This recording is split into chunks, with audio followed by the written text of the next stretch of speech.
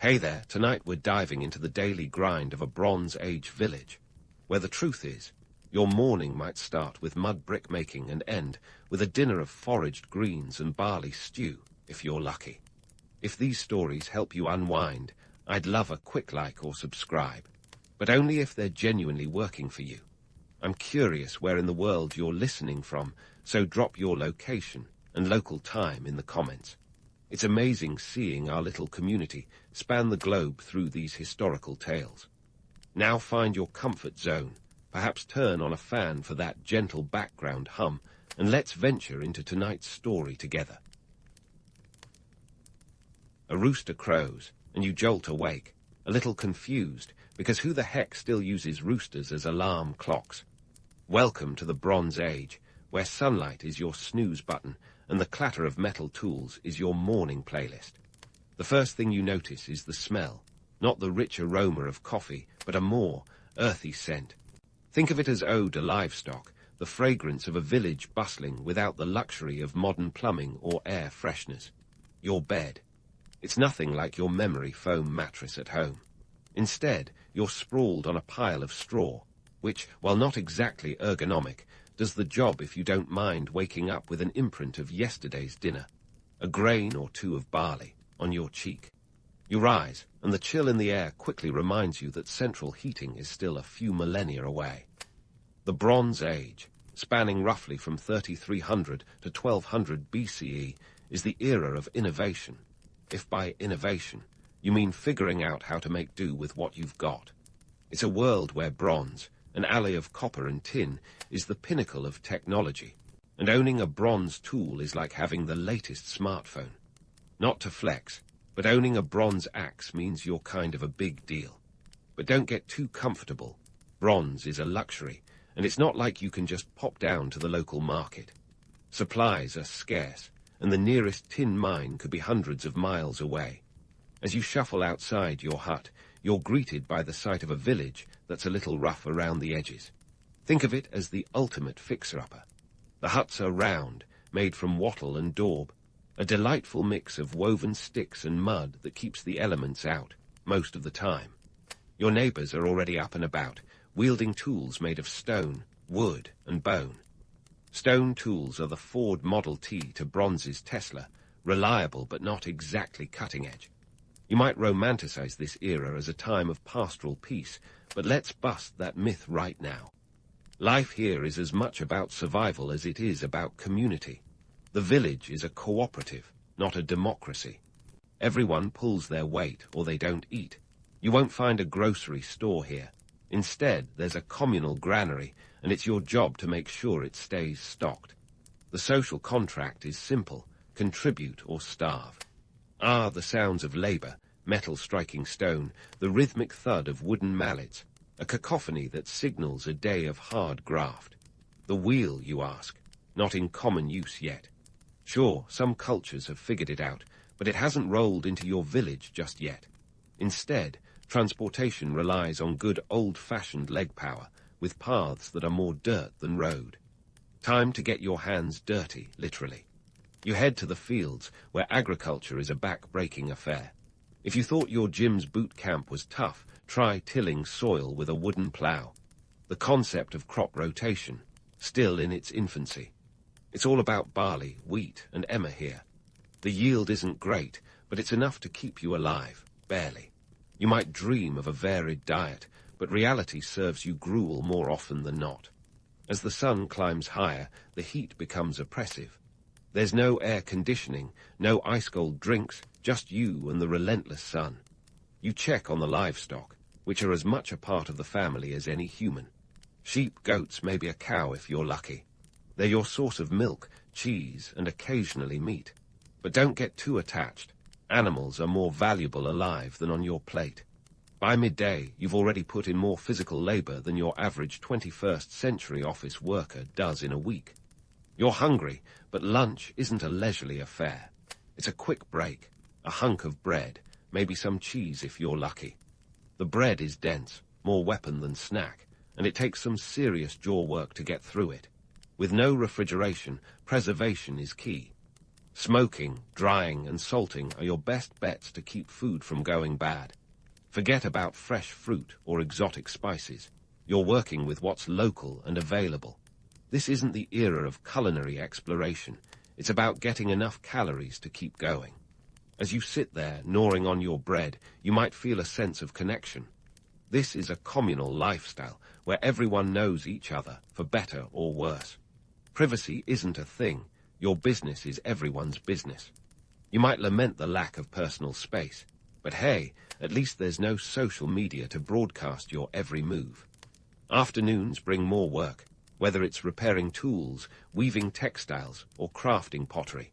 Each task is a reminder of how dependent you are on the community and its skills. Specialization is starting to take root, but it's more necessity than luxury. You might be the best potter in the village, but don't expect to quit your day job in the fields. As shadows lengthen, you realize the day is winding down. The sun sets, and with it goes the day's light. Without electricity, your world is dictated by the sun's schedule. Candlelight is a luxury. Most evenings are spent around a communal fire, sharing stories, wisdom, and the occasional tall tale. Because even in the Bronze Age, everyone loves a good yarn. The myths are alluring, heroes and gods, feats of strength and cunning. They offer a glimpse into how people made sense of a world that was often harsh and unpredictable. But don't let the romance fool you. Life here is raw and real. It's about survival, ingenuity, and the relentless grind of daily life. You might imagine the Bronze Age as a time of simplicity, but the reality is anything but. It's a complex web of social obligations, economic necessities, and environmental challenges. And as you finally lay your head back on that straw bed, you might find yourself appreciating the modern comforts you left behind. Because one thing's for sure, you wouldn't last a day in this village without a serious attitude adjustment. The straw bed cradles your weary bones, and as you drift into a restless slumber, you wonder how anyone survives without memory foam. But hey, that's the Bronze Age for you. Comfort is a luxury, not a given. As dawn breaks, the village stirs with a collective groan, because in this era, you're not just living, you're surviving. This isn't your cozy suburban cul-de-sac. It's a bustling hive of activity held together by the unspoken rule of shared risk. Let's talk insurance, or rather the lack thereof. In this village, there's no Allstate or GEICO. Your policy is simple. Everybody chips in, everybody benefits. If your hut catches fire, heaven forbid, the whole village pitches in to rebuild. You're not just neighbors, you're lifelines. It's a communal safety net woven from trust and necessity, not paperwork and premiums. You know that saying, it takes a village. Well, it's not just a cute proverb here, it's Survival 101. As you rub sleep from your eyes, you hear the morning chorus of barter deals being struck at the village square. Forget Venmo and credit cards. We're talking old-school trade. Picture this. A villager from the next settlement rocks up with a cart full of goatskins, eager to swap for your surplus grain. It's an intricate dance of haggling and handshakes, where value is as fluid as the nearby river. Got a surplus of barley. Great, because someone probably has a hankering for gruel. Need a new axe head? Better hope you've got something shiny to sweeten the deal. The economic setup here is as complex as it is precarious. Forget Wall Street. This is Dirt Street, where the currency is whatever you've got to offer. The barter system is the backbone of Bronze Age trade, driven by necessity and ingenuity. People travel long distances, often hundreds of miles, to exchange goods that are vital to their survival. Tin and copper, the superstars of this era, are the lifeblood of the economy. Without them, bronze tools and weapons are as mythical as unicorns. Tin and copper, the duo that puts the bronze in Bronze Age. These metals aren't exactly growing on trees. Copper might be found closer to home in places like Cyprus or Anatolia, but tin, that's a whole other story. The stuff is rare, hiding out in far-flung corners of the world like southwestern Britain or the mines of Central Asia. Securing a steady supply of these metals is like holding the keys to the kingdom. Without them, you're stuck in the Stone Age, quite literally. Trade routes are the ancient equivalent of the Silk Road. minus the silk and plus a whole lot of dirt paths and risk. These routes are the arteries of Bronze Age civilization, pulsing with the lifeblood of economic exchange. But they're fraught with danger. Bandits, rough terrain, and unpredictable weather can turn a simple trading mission into an epic saga. A good trade route is everything. It's the difference between prosperity and famine, between wielding a bronze sword and a stone club. Now, you might romanticize this era as one of heroic journeys and epic quests. Sure, it's got its charm, if you're into long walks with a side of existential dread. But the reality is less about adventure and more about survival. Imagine trekking for weeks, your precious cargo precariously balanced on the back of a donkey, all for a handful of tin. One wrong turn, one bad storm, and you could lose everything. It's a high-stakes game, and not everyone comes out a winner. Back in the village, life revolves around the communal hearth. It's the heart of the household, the place where stories are spun and plans are hatched. But it's also a reminder of the hard truth. You're only as strong as your weakest link. If someone falls ill, the whole village rallies. If a hunter doesn't return, everyone shares the burden. It's a web of interdependence where everyone's survival hinges on the collective effort. The village is a tapestry of shared experiences where each thread is vital to the whole. It's a lifestyle that's as beautiful as it is brutal, where every day is a testament to resilience and resourcefulness. As you prepare for another day of toil, you can't help but marvel at the sheer tenacity of these people. They're not just surviving, they're thriving in a world that offers no guarantees, no safety nets, only the relentless grind of existence. So, as you step out into the morning light, know this. You wouldn't last a day in this village without embracing the chaos and camaraderie that define it. And as you join the daily hustle, remember that in this world, survival isn't just a personal challenge, it's a communal triumph. As you step out into the morning light, know this. The day's grind waits for no one, especially when lunch is a distant promise rather than a scheduled break. Midday in the Bronze Age isn't about grabbing a quick bite or enjoying a leisurely meal. It's about refueling your human machine to keep it from sputtering out under the relentless sun. Think of it as nature's version of grabbing a protein bar on the go, minus the convenience and chocolate coating. Now let's delve into the culinary delights, or lack thereof, of this era. Your diet is heavily reliant on grains, and let's just say gluten-free wasn't a thing. Barley, wheat, and emmer are the holy trinity of Bronze Age agriculture. Pulses like lentils and chickpeas make guest appearances, bringing a smidge of variety to your otherwise monochromatic menu. Meat, a luxury for special occasions, not your everyday fare. When you do get to sink your teeth into some flesh, it's most likely goat or sheep, roasted over an open fire, a flavor more gamey than gourmet. But let's not romanticize it too much. The reality is, these meals demand more jaw power than a stick of beef jerky. Bread in the Bronze Age doubles as a workout for your mandibles. It's dense, made from stone-ground flour that leaves a bit of grit between the teeth, because who needs modern milling, right? And if you're lucky, there might be a drizzle of honey for sweetness. Nature's candy, harvested at great risk from some very irate bees. Speaking of agriculture, let's stroll over to those fields where the magic, or hard labor, happens. Farming is a communal activity, as it takes a village to till the land and sow the seeds. The tools are rudimentary, often wood and stone, with bronze blades reserved for those who can afford them. And there's no room for error. A bad harvest spells trouble, with no grocery stores to bail you out. The weather is your biggest gamble. Too much rain, and you're wading through mud. Too little, and you're praying for a miracle.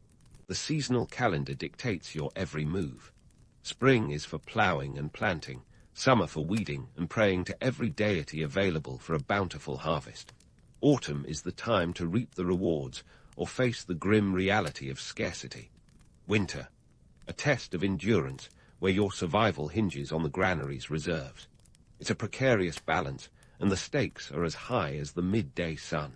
Even the most seasoned farmers are at the mercy of pests and blight. Without pesticides, it's a game of survival of the fittest, and you're not always the fittest. Locusts, mildew, and a host of other hungry critters are more than happy to take their cut of your hardened crops. So, when you see a farmer chewing on his bread, staring into the distance, he's not contemplating the universe. He's calculating next season's chances of not starving. Oh, and let's not forget the back-breaking labor of irrigation. With no modern pumps or hoses, it's all about diverting streams and hauling water by hand. Those picturesque canals, dug by sweat and determination. It's a full-time job just keeping the crops from turning into a shriveled mass of regret. Now, you might be yearning for the convenience of modern life. Uber Eats delivering a hot meal to your doorstep. But in the Bronze Age, the only thing coming to your door is a neighbor borrowing your last bit of barley. It's a world where the phrase, home delivery, means you're bringing in the last of the harvest before the skies open up. And yet, despite the hardships, there's a certain camaraderie in shared struggles. Meals might be simple, but they're shared with a community that relies on one another. It's a social glue as strong as any bronze ally, binding people together in the face of adversity. Sure, there's no Instagram to capture your meal, but who needs a digital footprint when you've got a real one in the fields? As you gnaw on yet another hunk of bread, take a moment to appreciate the sheer resilience of these villagers. They're crafting a life out of what they have: scarce resources, unpredictable weather, and unyielding land. It's a testament to human ingenuity and grit, a reminder that survival isn't just about food on the table, but the bonds that hold the community together. So, as midday turns to afternoon, and you brace yourself for more labor under the sun, remember that in this world, every meal is an achievement, every harvest a triumph. It's not just about feeding the body. It's about nourishing the spirit of resilience that defines the Bronze Age. And as you ponder the lack of a Bronze Age Uber Eats, take solace in the fact that, at least for now, you've got just enough grit in your bread and your resolve to keep going. As you gnaw on yet another hunk of bread, take a moment to appreciate the sheer resilience of these villagers. They're crafting a life out of what they have: scarce resources, unpredictable weather, and unyielding land. It's a testament to human ingenuity and grit, a reminder that survival isn't just about food on the table, but the bonds that hold the community together. And as the afternoon sun casts long shadows over the village, you start noticing something else: the intricate social tapestry woven from the roles everyone plays. Here, it's not just about who you are, but what you do, and what you're expected to do. Forget the modern-day hustle of climbing corporate ladders or impressing the HR department with your people skills. This is the Bronze Age, where roles are as rigid as the bronze tools you've been swinging around. Gender and age dictate much of your day-to-day existence. Men, in their prime, are often found in the fields or at the forge, turning raw materials into the tools of survival or weapons should the need arise. Women, on the other hand, hold the fort at home, managing not just the household, but also weaving, pottery, and food preparation. It's a division of labor that's as clear-cut as a bronze knife, stemming from necessity rather than choice. And let's not forget the kids. They're not just running around, being cute. From a young age, they're mini-apprentices, learning the ropes of survival from their elders. Despite what you might think, this isn't a rigid patriarchy where men hold all the power. Women wield significant influence, especially in domestic and economic matters. A savvy negotiator at the barter table or a skilled weaver can tip the scales of a family's fortune. It's a subtle power, woven into the very fabric of daily life, much like the textiles crafted with such care and precision. But when it comes to the big decisions, like who gets to be the boss of this medieval merry-go-round, look no further than the warriors and chieftains. These aren't your average village folk. They're the ones who have earned their stripes, often quite literally, in the harsh realities of Bronze Age conflict. Leadership is less about democratic debate and more about proving your mettle, sometimes in battle, sometimes through sheer charisma or cunning. Think Game of Thrones, minus the dragons, and with a lot more mud. Chieftains hold sway over the village, their authority as much a product of tradition as it is of personal prowess. They're the decision-makers, the ones who rally the village in times of trouble, be it a poor harvest or an impending raid from a rival tribe. And let's face it, with no written constitution or judicial system, their word is pretty much law. Their power is often hereditary, passed down through generations, but occasionally a particularly ambitious or savvy individual might just shake things up.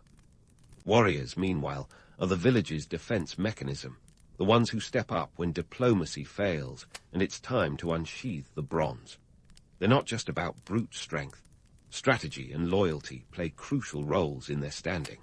In a world where borders are barely more than lines in the sand, the ability to protect and expand your territory is as valuable as that rare tin mine halfway across the known world.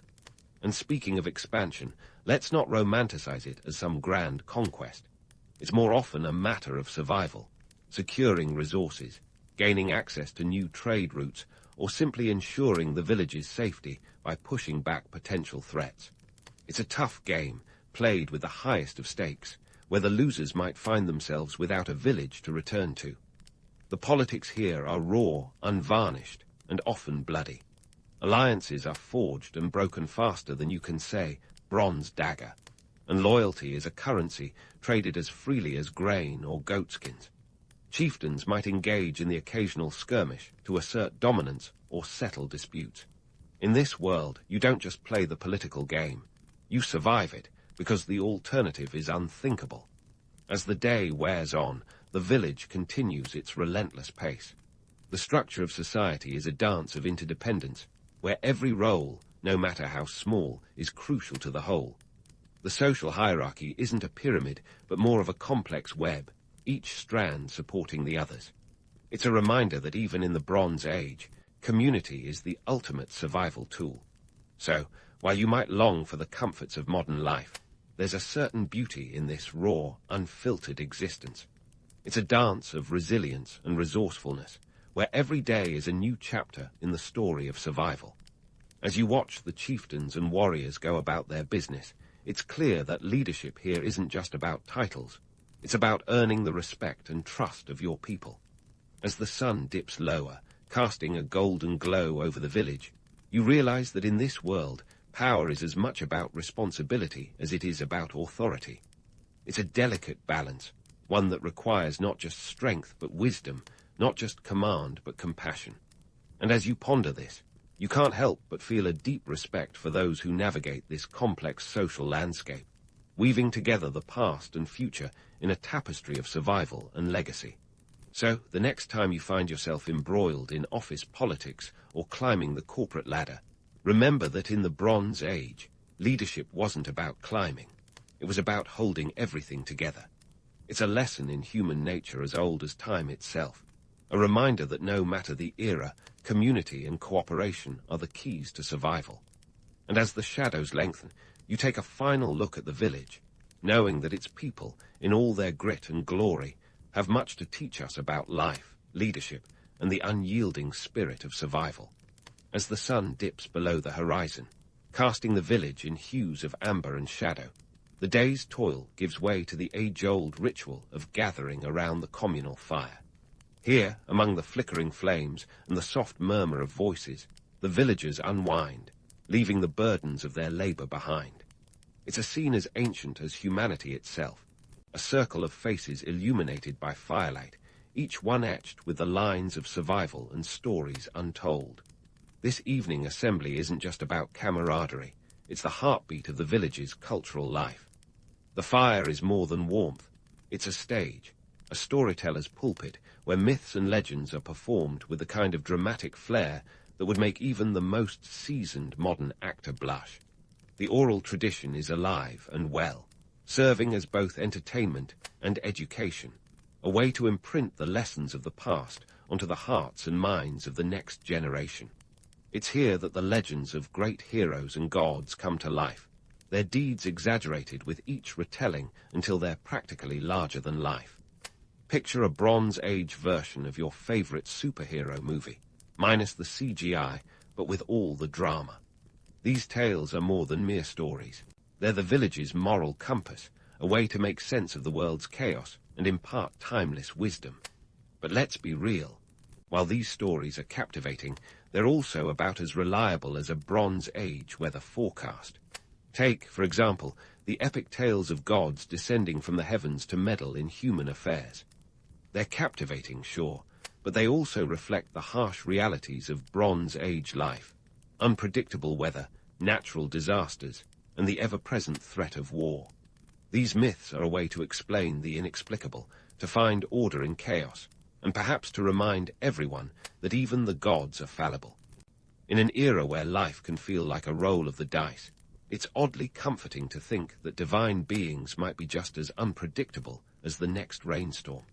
But these stories also serve another purpose. They're a form of social glue, binding the community together with shared narratives and collective memories. In a world without written records, these oral traditions are the only way to preserve history.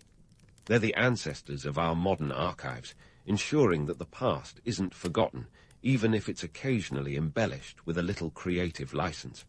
And let's face it, who doesn't love a good tall tale? Of course, not all stories are grand and mythical. Some are simple anecdotes about daily life, cautionary tales about the dangers of neglecting one's duties or the folly of greed. They're the Bronze Age equivalent of the fable, short, memorable, and often packing a moral punch. These narratives serve as a reminder that while the gods might play their games, it's the everyday actions of ordinary people that truly shape the world. As you sit there, listening to the rhythmic cadence of the storyteller's voice, you're struck by the realization that these stories, while ancient, are not so different from the ones we tell today. They're about love and loss, triumph and tragedy, the eternal struggle to find meaning in a world that can often seem indifferent. They're a testament to the enduring power of narrative, a reminder that while times may change, human nature remains remarkably consistent. But as the fire crackles and the stars begin to dot the sky, a more sobering thought occurs. These stories, while steeped in history and tradition, also highlight how much we've lost in our pursuit of modern convenience. Sure, we've traded tales by the fire for streaming services and smartphones, but in doing so, we've also lost a bit of the magic, the communal experience of shared stories, the collective imagination that turns a simple circle around a fire into a gateway to other worlds. And as you ponder this, you can't help but feel a pang of gratitude for the comforts of modern life. That memory foam mattress waiting for you back home suddenly feels like the height of luxury, a far cry from the prickly straw bed you've endured here. The trusty alarm clock that coaxes you into the day's hustle with a gentle buzz seems infinitely preferable to the cacophony of roosters and village chatter. Yet, there's also a wistfulness, a recognition that in our rush to embrace technology and efficiency, we've perhaps sacrificed a little of the resilience that defines these Bronze Age villagers. Their lives, while harsh and unforgiving, are also rich with purpose and connection, a testament to the strength of community and the indomitable human spirit. In the glow of the dying fire, it's clear that the Bronze Age wasn't just about bronze tools or epic myths.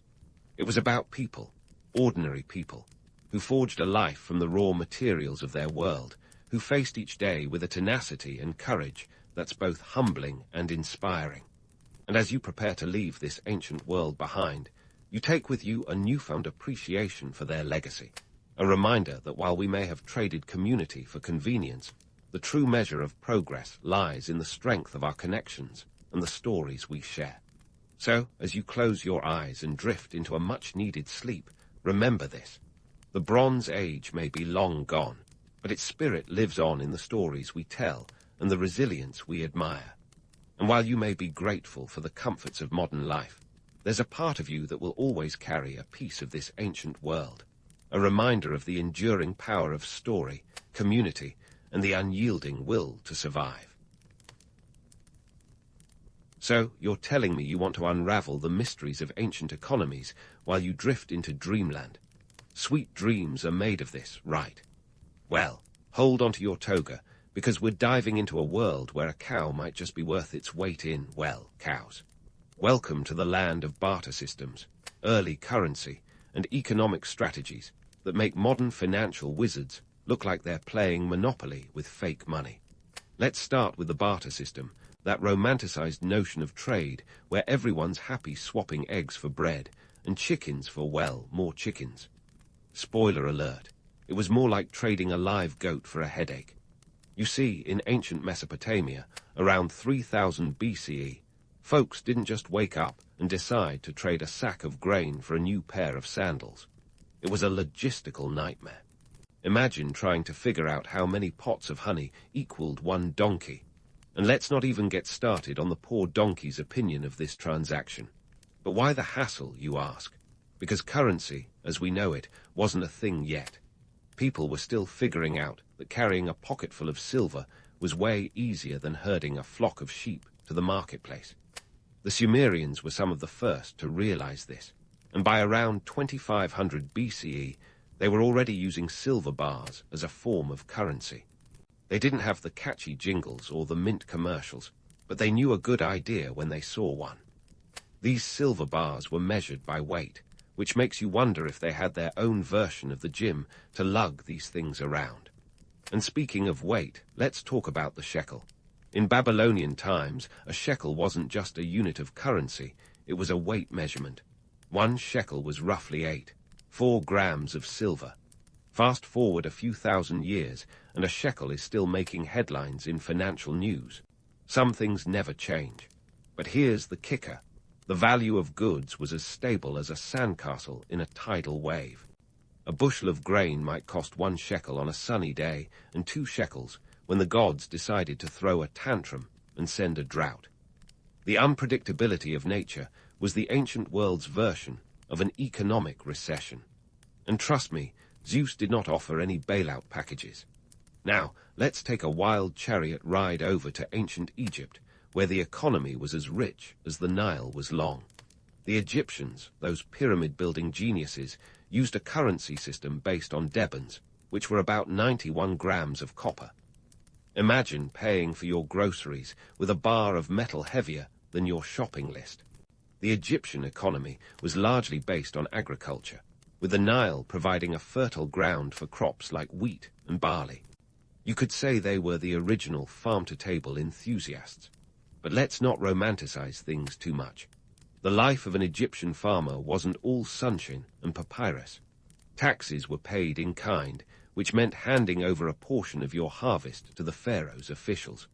And if the harvest was bad, well, tough luck, because the tax collector wasn't about to let you off the hook. It's almost as if the ancient tax man was the original Grinch. Across the Mediterranean, the Greeks were busy inventing democracy and philosophy, but they also dabbled in inventing money as we know it. By the 6th century BCE, the Lydians, who lived in what is now Turkey, started minting the first coins made from electrum, a naturally occurring alloy of gold and silver. These coins were stamped with symbols and images, making them the ancient equivalent of a credit card with a custom design. Lydia was the birthplace of the legendary King Croesus, who was so wealthy that he practically personified the term as rich as Croesus. With money literally in their hands, the Greeks could finally stop playing the barter guessing game. Despite the apparent progress, ancient economies were fragile, subject to the whims of nature, politics, and the occasional marauding band of invaders. In Athens, the silver mines of Laurion were the backbone of their economic might. These mines funded the construction of the Parthenon and the Athenian navy. But mining wasn't just a walk in the park. It was back-breaking labor, often carried out by slaves who, needless to say, did not get stock options or early retirement plans. The Romans, those great empire builders, took the concept of currency and ran with it like a Roman legion on a mission. By the 3rd century BCE, they were minting coins like the denarius, each worth about 39 grams of silver. The denarius became so integral to Roman life that it influenced currencies for centuries to come. The phrase denomination even has its roots in the word denarius. Thanks, Rome. But the Roman economy wasn't all glitz and glamour. Inflation hit the empire like a chariot with no brakes.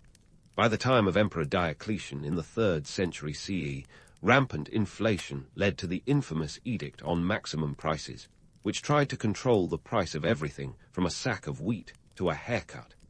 Spoiler alert. It didn't work, but it did give us a glimpse into the ancient world's equivalent of a Black Friday sale gone wrong. So, what's the takeaway from this whirlwind tour of ancient economies?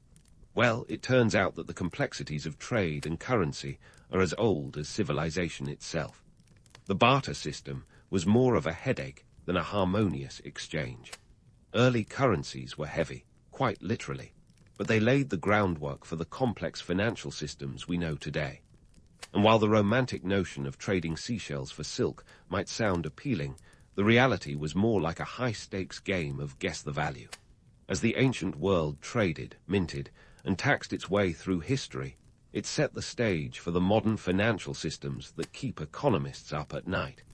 So the next time you check your bank balance, just remember, somewhere in ancient history, someone was trying to figure out how many chickens they needed to buy a new chariot wheel. Sweet dreams indeed. Now, if you thought ancient economies were a roller coaster, wait till you hear about their political shenanigans. Trust me, the ancient world was one giant Game of Thrones, minus the dragons, but with just as much fire and betrayal. Take the Roman Empire, where the politics were as tangled as a bowl of spaghetti. They had their fair share of wise emperors, sure, but also a lineup of rulers who would make today's reality TV villains look like choir boys. Let's start with Julius Caesar, that charismatic leader with a knack for turning a republic into his personal fiefdom. By 49 BCE, Caesar was marching on Rome, crossing the Rubicon, a decision as bold as it was irreversible. It was like burning bridges while riding a chariot full of gasoline. His political maneuvers weren't just about conquest. They were about reshaping the power dynamics of Rome itself.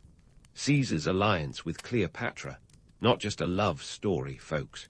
It was a strategic move that aimed to bring Egypt's wealth under Roman control. Talk about mixing business with pleasure. But Caesar's ascent was no fairy tale. Remember that little meeting on the Ides of March in 44 BCE. Turns out, when you accumulate too much power, your friends might start eyeballing your back for target practice.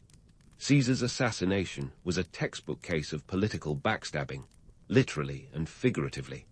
Those senators weren't just jealous. They were terrified of his growing power.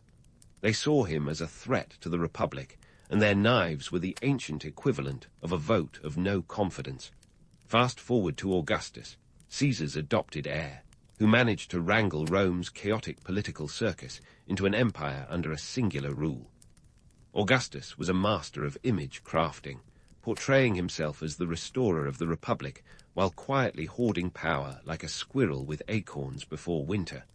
By 27 BCE, he was named the first emperor of Rome, but he cleverly branded himself as princeps, or first citizen, to avoid the whole dictator vibe.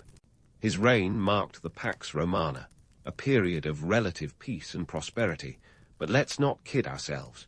It was peace bought with the blood of his enemies and the loyalty of his legions.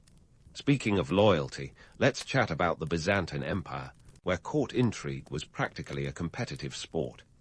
Emperor Justinian, who ruled in the 6th century CE, was a man with big dreams and an even bigger ego. He wanted to reunite the Roman Empire, which was ambitious, considering it was as divided as a Thanksgiving dinner table after a political argument. Justinian's reign was marked by the construction of the Hagia Sophia, a breathtaking symbol of his power, but also by the Nika riots in 532 CE, where disgruntled sports fans, yes, really, almost toppled his rule. Justinian's wife, Theodora, played a pivotal role in quelling the riots, proving that behind every powerful man is a woman ready to save his empire from burning to the ground. Now, let's take a detour to the east, where the Han dynasty in China was running its own political marathon. Emperor Wu of Han, who reigned from 141 to 87 BCE, was a ruler with a vision as expansive as his empire. He expanded China's borders and established the Silk Road, a trade network that connected China to the West. But Wu's reign wasn't just about trading silk, it was about consolidating power. He implemented Confucianism as the state philosophy, creating a bureaucratic system that would influence Chinese governance for centuries. However, his ambitious projects drained the empire's coffers, leading to increased taxation and ultimately civil unrest. It's a classic tale of biting off more than you can chew. And what about the economic impacts of these political chess games? Well, let's just say that the emperor's grand visions often came with hefty price tags. Roman expansionism, for instance, opened new markets and brought wealth into the empire, but it also meant constant warfare and the need for a highly paid military. The cost of maintaining such a vast empire contributed to economic instability and inflation, a familiar foe that eventually played a part in Rome's decline. Meanwhile, Justinian's ambitious reconquests strained the Byzantine treasury, leading to increased taxation and economic hardship for his subjects. In China, Emperor Wu's expansion and the Silk Road trade enriched the empire, but also exposed it to new threats and economic fluctuations. The flow of luxury goods like silk and spices brought wealth, but also increased social inequality and dependency on foreign trade. These economic ripple effects were felt long after the emperor's grand plans had faded into history. So, what's the takeaway from this whirlwind tour of political intrigue? It turns out that the machinations of power are as old as civilization itself. From Rome to Byzantium to China, rulers have always played a high-stakes game of control and consequence, often with dramatic economic impacts. While the legends of wise emperors and benevolent rulers endure, the reality is a tangled web of strategy, ambition, and sometimes sheer madness. As we set the stage for the next act in our historical saga, remember, the more things change, the more they stay the same. Stay tuned, because the story isn't over yet. Speaking of staying the same, let's pivot from emperors and empires to the heart of ancient life. The people who didn't get their names etched into marble or their faces on coins. We're diving into the gritty, colorful world of the average ancient citizen. Think you would have been munching on grapes and wearing toga chic in some utopian paradise. Sorry to burst that bubble, but the reality was more like a blend of hard work, occasional leisure, and a surprising amount of improvisation. Let's kick things off with one of humanity's oldest dilemmas. What's for dinner? Forget your Michelin-starred fantasies. For most folks in the ancient world, it was more about survival than savoring. Take the ancient Egyptians, for instance. Their diets were heavy on bread, beer, and onions. Yep, onions, because nothing says a balanced meal quite like a bulb that makes you cry. The bread was a gritty affair, often filled with sand and bits of stone, thanks to less-than-perfect milling techniques. Talk about a dental nightmare. And beer wasn't just for happy hour. It was a staple, providing calories and hydration in a land where the Nile's whims could turn agriculture into an extreme sport. Moving over to Rome, the average Roman's diet was a bit more varied, thanks to the empire's reach. But before you imagine a lavish Roman feast, remember that most citizens weren't dining in the style of the emperors. The main fare was pouls, a kind of porridge made from emmer wheat, think oatmeal, but with less flavor and more necessity. Meat was a luxury for special occasions, not a nightly staple. And while the Romans did love their garum, a fermented fish sauce that could give modern condiments a run for their money, it wasn't exactly everyone's cup of tea, or goblet of wine in this case. Speaking of wine, it was the ancient world's beverage of choice, but not in the way you might think. Forget your fancy vintages. This was more about quantity than quality. Wine was often mixed with water, herbs, or spices to make it drinkable. And let's not forget that drinking water straight was a risky game, given the questionable sanitation practices. So, it was wine o'clock pretty much all the time. Now, what about fashion? Ancient couture was less about expression and more about practicality and sometimes sheer necessity. In Greece, clothing was simple, a chiton for the men and a peplos or himation for the women. Think of these as the ancient world's answer to the little black dress. Simple, versatile, and always in style. The materials were usually wool or linen, dyed with natural colors, if you were lucky enough to afford them. And shoes. Mostly leather sandals, which were perfect for those sun-drenched roads, but not so great for a Spartan winter. In Rome, togas were the status symbol for men, but don't be fooled by Hollywood's glamorous depictions. Wearing a toga was like wrestling with a bedsheet in a windstorm.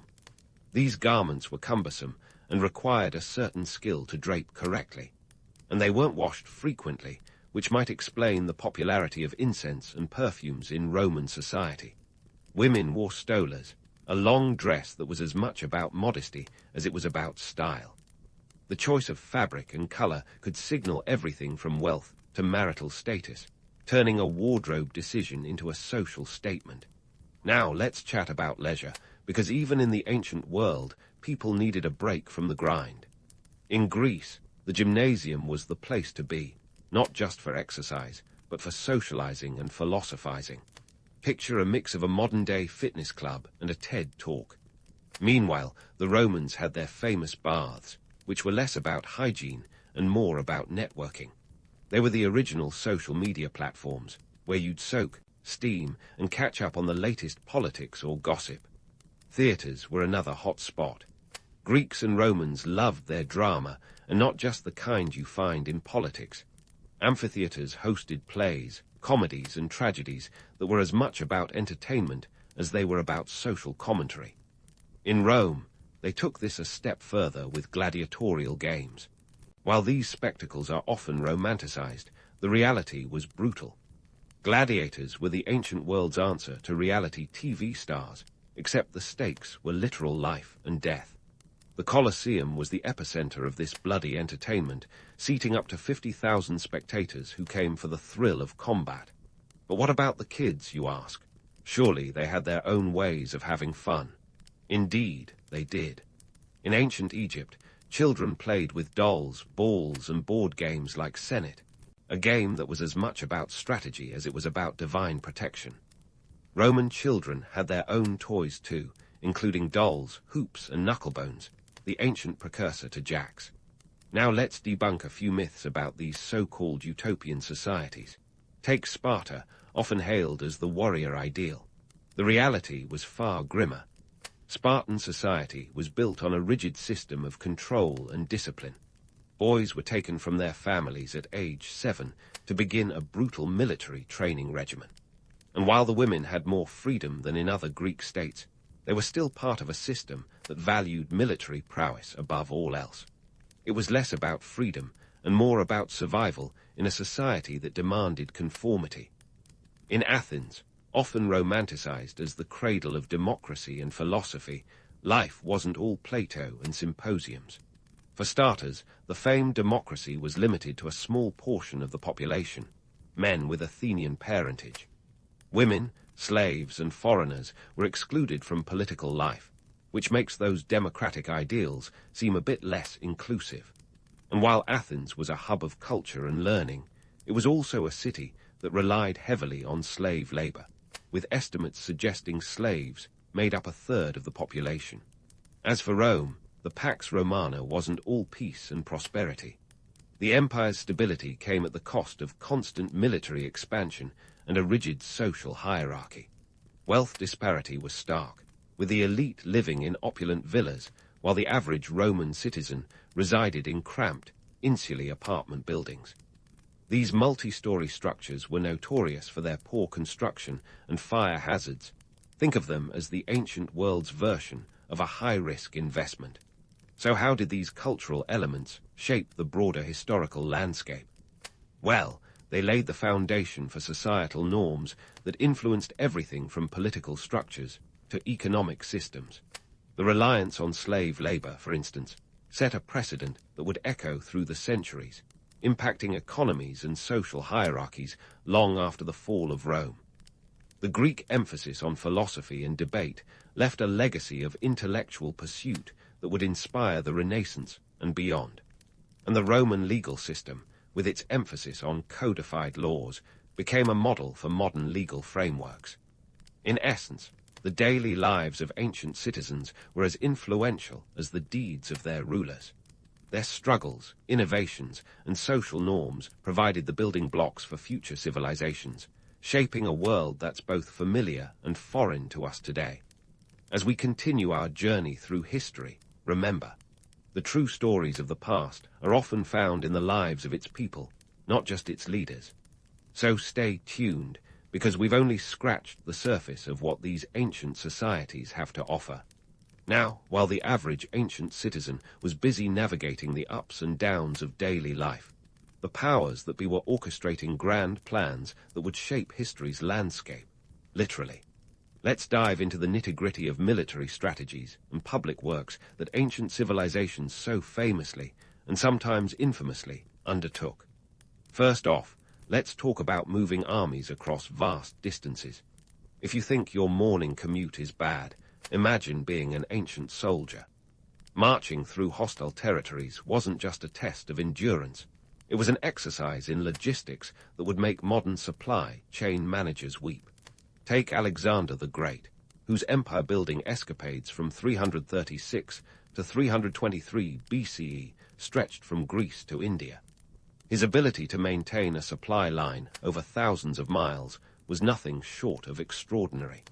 We're talking about a guy who managed to keep an army of tens of thousands fed, armed, and occasionally entertained. No small feat when your nearest grocery store is a few centuries away. Alexander's secret sauce, a combination of local sourcing and sheer audacity. His armies would requisition supplies from conquered lands, a practice that was as much about survival as it was about ensuring those lands wouldn't rebel. But it wasn't all glory and conquest. The harsh reality was that soldiers often faced starvation, disease, and the kind of exhaustion that makes a Monday morning meeting look like a spa day. This was empire building, sure, but it was chaos disguised as strategy. Speaking of chaos, let's not forget the Roman legions, the ancient world's equivalent of a military juggernaut. The Roman military machine was a marvel of organization and discipline, with legions that could march up to 20 miles a day. Imagine the Fitbit stats on that. Their secret: a rigorous training regimen, an efficient logistical system, and a penchant for road building. Yes, those famous Roman roads weren't just for impressing tourists. They were the arteries of the empire, allowing troops and supplies to move swiftly across the vast Roman territories. At their peak, these roads stretched over 250,000 miles, connecting the empire like an ancient version of Google Maps. But before you romanticize the life of a Roman legionary, let's add a pinch of reality. These soldiers weren't just marching under sunny Italian skies. They were trudging through harsh winters, scorching deserts, and mosquito-infested swamps. And while their armor might look impressive, it wasn't exactly breathable fabric. The pay wasn't great either, about 900 sesterces a year, which was a pittance considering the risks. Yet, despite the hardships, the promise of land, citizenship, and a steady supply of bread and circus kept them loyal to the Eagle standards. Now, let's pivot to monumental architecture, because what's an empire without a few oversized building projects? Take the Great Pyramids of Giza, constructed during the 4th dynasty of Egypt, around 2580 to 2560 BCE. These architectural feats were more than just pharaonic vanity projects. They were statements of divine power and political propaganda. The largest, the Pyramid of Khufu, originally stood at 481 feet and was constructed using some 3 million blocks of limestone and granite, each weighing up to 80 tons. That's a lot of heavy lifting without a single crane in sight. But don't be fooled by the romantic image of mystical levitation or aliens lending a hand. The reality was a workforce of thousands, including skilled laborers and slaves, toiling under the relentless sun. And let's not sugarcoat it, they weren't exactly working for minimum wage. Payment was often in the form of food, beer, and shelter, which, considering the alternatives, was a sweet deal in the ancient world. The logistics of feeding and housing such a vast workforce were as complex as the pyramids themselves. It's a testament to human ingenuity and determination, but also a reminder of the harsh realities behind these timeless wonders. The Romans, ever the overachievers, weren't going to be outdone in public works. Take the Colosseum, constructed between 70 and 80 CE. This architectural marvel could seat up to 50,000 spectators, all eagerly awaiting the day's bloody entertainment. The construction involved tens of thousands of tons of concrete and stone, and the workforce included both skilled and unskilled labor, many of whom were slaves or prisoners of war. The Colosseum wasn't just a venue. It was a political tool, a way for emperors to curry favor with the masses through spectacles that distracted from the daily grind. But let's debunk a few myths here. Contrary to popular belief, the Colosseum wasn't always filled with gladiators fighting to the death. Many of the games were more about pageantry than mortal combat, with elaborate hunts and reenactments of famous battles. Sure, there was plenty of bloodshed, but the real spectacle was the sheer scale of the event, a testament to Roman engineering and their flair for the dramatic. And what about those famous Roman aqueducts? These marvels of engineering brought fresh water to cities across the empire, ensuring that even the average Roman citizen could enjoy a somewhat sanitary existence. The Aqua Appia, constructed in 312 BCE, was the first, stretching over 10 miles into Rome. By the height of the empire, there were 11 aqueducts supplying the city with over 200 million gallons of water a day. It was an impressive feat, considering the lack of modern technology. But maintaining these structures was a constant battle against time and nature, and the labor involved was both backbreaking and dangerous. In China, the Great Wall stands as a monumental testament to military strategy and public works combined. Begun in the 7th century BCE and expanded over centuries, it stretched over 13,000 miles in its heyday. The wall wasn't just a defensive structure. It was a means of controlling trade and migration, a physical manifestation of imperial power. But let's not romanticize the building process. It's estimated that hundreds of thousands, if not millions, of laborers worked on the wall, many of whom were conscripted soldiers or forced laborers. The conditions were brutal, and the mortality rate was high. The wall may have kept invaders out, but it was also a tomb for many who built it. So, what's the takeaway from this grand tour of military might and monumental ambition? Well, the harsh reality is that empire building was rarely seamless. Behind every glorious victory and every towering structure was a tapestry of human toil, ingenuity, and often suffering. The romanticized notions of empire overlook the chaos, the logistical nightmares, and the sheer human cost involved. Yet, these achievements laid the foundations for future civilizations, influencing everything from architectural techniques to military strategies.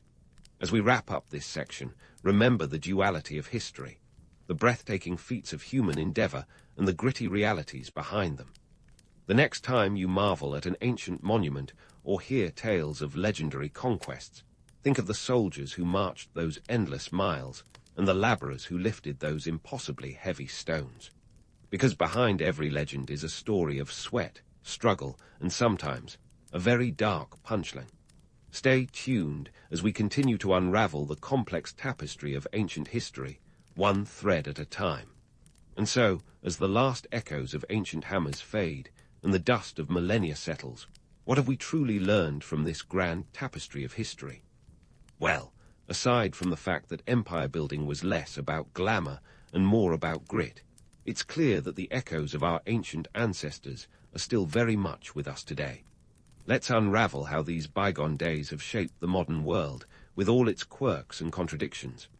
First off, let's talk money, or more precisely, the economic systems that have been juggled, dropped, and occasionally set ablaze throughout history.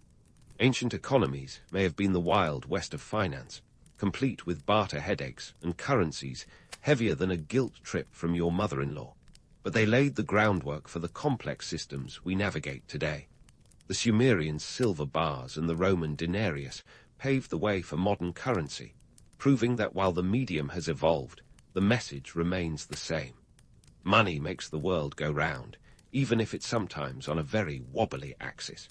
Fast forward to today, and we can thank the ancients for more than just coinage. The concept of standardized currency allowed for trade networks that spanned continents, much like today's global economy that relies on the smooth flow of capital, goods, and occasionally a bit of good old-fashioned human error. The unpredictability of ancient markets, influenced by droughts, wars, and the odd temper tantrum from the gods, echoes in our own volatile stock markets. The more things change, the the more they stay the same, right? Just ask anyone who's watched their portfolio take a nosedive faster than a lead balloon. Now, on to politics, the realm where ambition and folly often go hand in hand, like the worst kind of buddy movie. Ancient political systems were a study in contrasts, from democratic Athens, as long as you weren't a woman, foreigner, or slave, to the imperial grandeur of Rome, where emperors balanced precariously on the knife edge of power. These ancient regimes taught us a crucial lesson. Power is a fickle beast, one that requires constant feeding, careful management, and a healthy dose of paranoia. Modern political systems, with their checks, balances, and occasional bouts of brinkmanship, owe much to these ancient predecessors. The Roman Senate may no longer exist, but its influence lingers in legislative chambers worldwide. The Byzantine Empire's complex bureaucracy foreshadowed the labyrinthine government structures we navigate today. And let's not forget the political theater of it all. Ancient leaders knew the value of spectacle, a lesson today's politicians seem to have taken to heart, minus the togas, but with just as much drama. Then there's the social fabric, woven from the threads of ancient daily life that still wraps around us today. The grit and grind of ancient existence, where bread was a staple, beer was a necessity, and fashion was as much about survival as it was about style, resonate in our modern hustle culture. We may no longer grind sand into our bread, thankfully, but the struggle for sustenance, status, and a semblance of leisure remains a timeless human pursuit. Cultural innovations from the ancient world, whether Greek philosophy or Roman law, continue to shape our intellectual and legal landscapes. The ancient emphasis on education and debate laid the groundwork for the modern pursuit of knowledge, even if today's symposiums sometimes feel like a never-ending Zoom call. The Roman legal system, with its emphasis on codified laws, set the precedent for modern legal frameworks, proving that while the toga may have been retired, the spirit of justice endures. As for the monumental ambitions of empires past, their legacies stand tall, literally. The architectural feats of the ancients, from the pyramids to the Great Wall, inspire awe and remind us of humanity's capacity for greatness, even if it sometimes comes at a steep cost. Today's skyscrapers and sprawling urban landscapes are the direct descendants of those ancient wonders, a testament to our enduring desire to leave a mark on the world, one concrete slab at a time. And what about the myths we've busted along the way? The romanticized notions of noble Spartans, egalitarian Athenians, and benevolent Roman emperors have been stripped back to reveal a more complex reality, one where ambition often trumped altruism and power came with a hefty price tag. Yet these myths persist, not because they are true, but because they speak to our longing for simplicity in a world that is anything but. So, as we wrap up this whirlwind tour through antiquity, what's the ultimate takeaway? Well, if history teaches us anything, it's that human nature is as timeless as it is unpredictable. Our ancestors, with their triumphs, failures, and occasional bouts of madness, remind us that the past is never truly past. It's a mirror reflecting our own ambitions, follies, and dreams. As we chart our course through the present, it's worth remembering that the foundation of our world was laid by those who came before us, with all their imperfections and innovations. In the end, perhaps the most enduring legacy of the ancients is the reminder that progress is a journey, not a destination. We stand on the shoulders of giants, yes, but also on the backs of countless ordinary individuals whose stories, though often lost to time, continue to shape our collective narrative. So as you drift off to sleep, pondering the echoes of history, remember this. The past may be set in stone, but the future is ours to carve. Sweet dreams indeed, and may your historical musings be as endless as the sands of time. In the grand tapestry of human history, Mesopotamia and Egypt are like the first stitches, setting the stage for everything that followed. They were the OGs of civilization, the pioneers of progress. Think of them as the Silicon Valley of the ancient world. Only instead of coding apps, they were busy inventing things like the wheel and writing. You know, the essentials. And while they didn't have TikTok or Twitter, they did have their own versions of viral content and influencer culture. Who knew cuneiform tablets could be the ancient equivalent of a trending tweet? Let's start with Mesopotamia, a place often referred to as the cradle of civilization. It's where humans first decided that living in one place and farming was way better than chasing after dinner every night. Around 3500 BCE, the Sumerians were already building cities and scribbling away on clay tablets. And that writing, it wasn't just for poetry or love letters. It was for keeping track of grain rations and taxes. Because, surprise, surprise, taxes have always been a thing. You can almost hear a Sumerian farmer grumbling about his latest tax bill, can't you? The wheel, another Mesopotamian innovation, came onto the scene around 3500 BCE as well. Now, this wasn't the kind of wheel you de-slap on a Ferrari. It was more like a circular slab of wood that revolutionized transportation and pottery.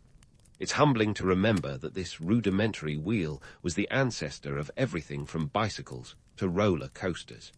And let's be real, the potter's wheel was probably more important to them at the time than any chariot. You can't exactly eat off a chariot, after all. Meanwhile, over in Egypt, they were busy building pyramids, which were essentially the skyscrapers of their day, only, made out of limestone and designed for the afterlife. The Great Pyramid of Giza, completed around 2560 BCE, was the tallest man-made structure in the world for over 3,800 years. That's a record even the Burj Khalifa can't touch. Those Egyptians sure knew how to make a statement. But while the pyramids get all the glory, it's worth noting that Egypt also contributed to the world's first centralized government, and a calendar that was only 6 hours off from the one we use today. Not bad for a civilization that didn't even have electricity. Now, let's talk writing. If you think emojis are a modern invention, think again. The ancient Sumerians were using pictographs long before anyone ever sent a winky face. These pictographs evolved into cuneiform, the world's first written language. It wasn't exactly Shakespeare, but it got the job done. Fast forward a few centuries, and the Egyptians were developing their own script, hieroglyphics. While cuneiform was more about straight lines and wedges, hieroglyphics were basically an art form, with each symbol looking like it could double as a piece of jewelry. But despite their artistic flair, hieroglyphics were also incredibly practical. The Egyptians used them to decorate everything from temples to tombs, ensuring that future archaeologists would have plenty to puzzle over. And let's not forget the Rosetta Stone, discovered in 1799. This artifact was the key to deciphering hieroglyphics, proving once again that even in ancient times, good things come in stone packages. Now, you might be wondering how these ancient innovations stack up against our modern tech obsessions. Well, consider this. While we're busy debating the merits of the latest smartphone, the Mesopotamians were figuring out how to irrigate their crops. And while we scroll through endless social media feeds, the Egyptians were mapping the stars. It's a humbling reminder that while technology changes, the human drive to innovate remains the same. Of course, with great innovation comes great marketing. Take the Code of Hammurabi, one of the earliest and most complete written legal codes, dating back to 1754 BCE. It's essentially a list of don'ts written on a massive stone slab, kind of like a giant billboard reminding everyone to behave, or else. It's a classic example of early PR. Keep the laws public, and people might actually follow them. And then there's the economic reality behind these ancient achievements. Building a ziggurat or a pyramid wasn't cheap, even by today's standards. The Great Pyramid alone required the labor of thousands of workers and a mind-boggling amount of limestone, estimated at over 2-3 million blocks. Imagine the logistical nightmare of coordinating all that without the help of a single spreadsheet. It's a wonder they didn't just give up and opt for a nice, simple mud hut instead. But these ancient societies didn't just lay the groundwork for our modern conveniences. They also gave us a glimpse into the complexities of human nature. The Epic of Gilgamesh, one of the earliest known works of literary fiction, tackles themes of friendship, mortality, and the quest for meaning. It's like the original existential crisis, proving that even 4,000 years ago, people were grappling with the big questions. So, what's the takeaway from all this ancient ingenuity? Well, first, it's a reminder that our ancestors were just as clever, creative, and occasionally absurd as we are. They laid the foundations, quite literally, for the world we live in today. From the first wheel to the first written word, their innovations continue to resonate, reminding us that while the past may be ancient, it's anything but irrelevant. And maybe, just maybe, the next time you're stuck in traffic or cursing your computer for crashing, you'll find yourself a little more appreciative of those everyday technologies we often take for granted. After all, if a Sumerian could see how far their humble wheel has come, they'd probably be as awestruck as we are. So here's to the ancients, the original disruptors in a world that's still riding on their wheels. And speaking of disruptors, let's take a stroll over to ancient Greece, where democracy was supposedly born with a mighty roar, but actually emerged more like a grumbling toddler. Imagine Athens, around 508 BCE, the self-proclaimed cradle of democracy, where political power was supposedly in the hands of the people. Or at least, the people who counted. Spoiler alert. That didn't include women, slaves, or anyone who didn't own land. So not quite the universal suffrage we're familiar with today. The Athenian democracy was like an exclusive club with a bouncer who was very particular about the guest list. Only about 10 to 20% of the population had the privilege of voting. That's right, you had better odds of getting a limited edition sneaker drop than gaining political influence in Athens. And those who did get to vote, they spent a lot of time in the agora, the bustling marketplace that doubled as the heart of political life. Picture it as a combination of a farmer's market and a political rally, where you might hear a speech about grain prices while haggling over olives. The big names of democracy, like Cleisthenes, were more like political entrepreneurs, tinkering with the system to suit their own needs. Cleisthenes, for example, reorganized the Athenian citizens into 10 tribes to dilute the power of the nobility. It was a bit like reshuffling the deck chairs on the Titanic. Sure, it looked good, but you still had a sinking feeling about the whole setup. And let's not forget that the system relied heavily on the labor of slaves, who did everything from mining silver to tending crops. If democracy was the shiny new sports car, slavery was the fuel that kept it running. Then there were the famous philosophers, the rock stars of their day, who liked to hang around the agora, questioning everything and everyone. Socrates, the granddaddy of them all, would have been the quirky professor who never stuck to the syllabus. He's best known for the Socratic method, a fancy way of saying he asked a lot of annoying questions. This approach didn't win him many friends among the powerful, and it ultimately led to his trial and execution in 399 BCE for corrupting the youth and impiety. Talk about a harsh penalty for a guy who liked to ask, but why? Socrates, disciple Plato, took his teacher's ideas and ran with them, founding the academy around 387 BCE. If you're imagining a Hogwarts-esque institution, pump the brakes. Plato's academy was more like a philosophical think tank where lofty ideas about justice and reality were tossed around.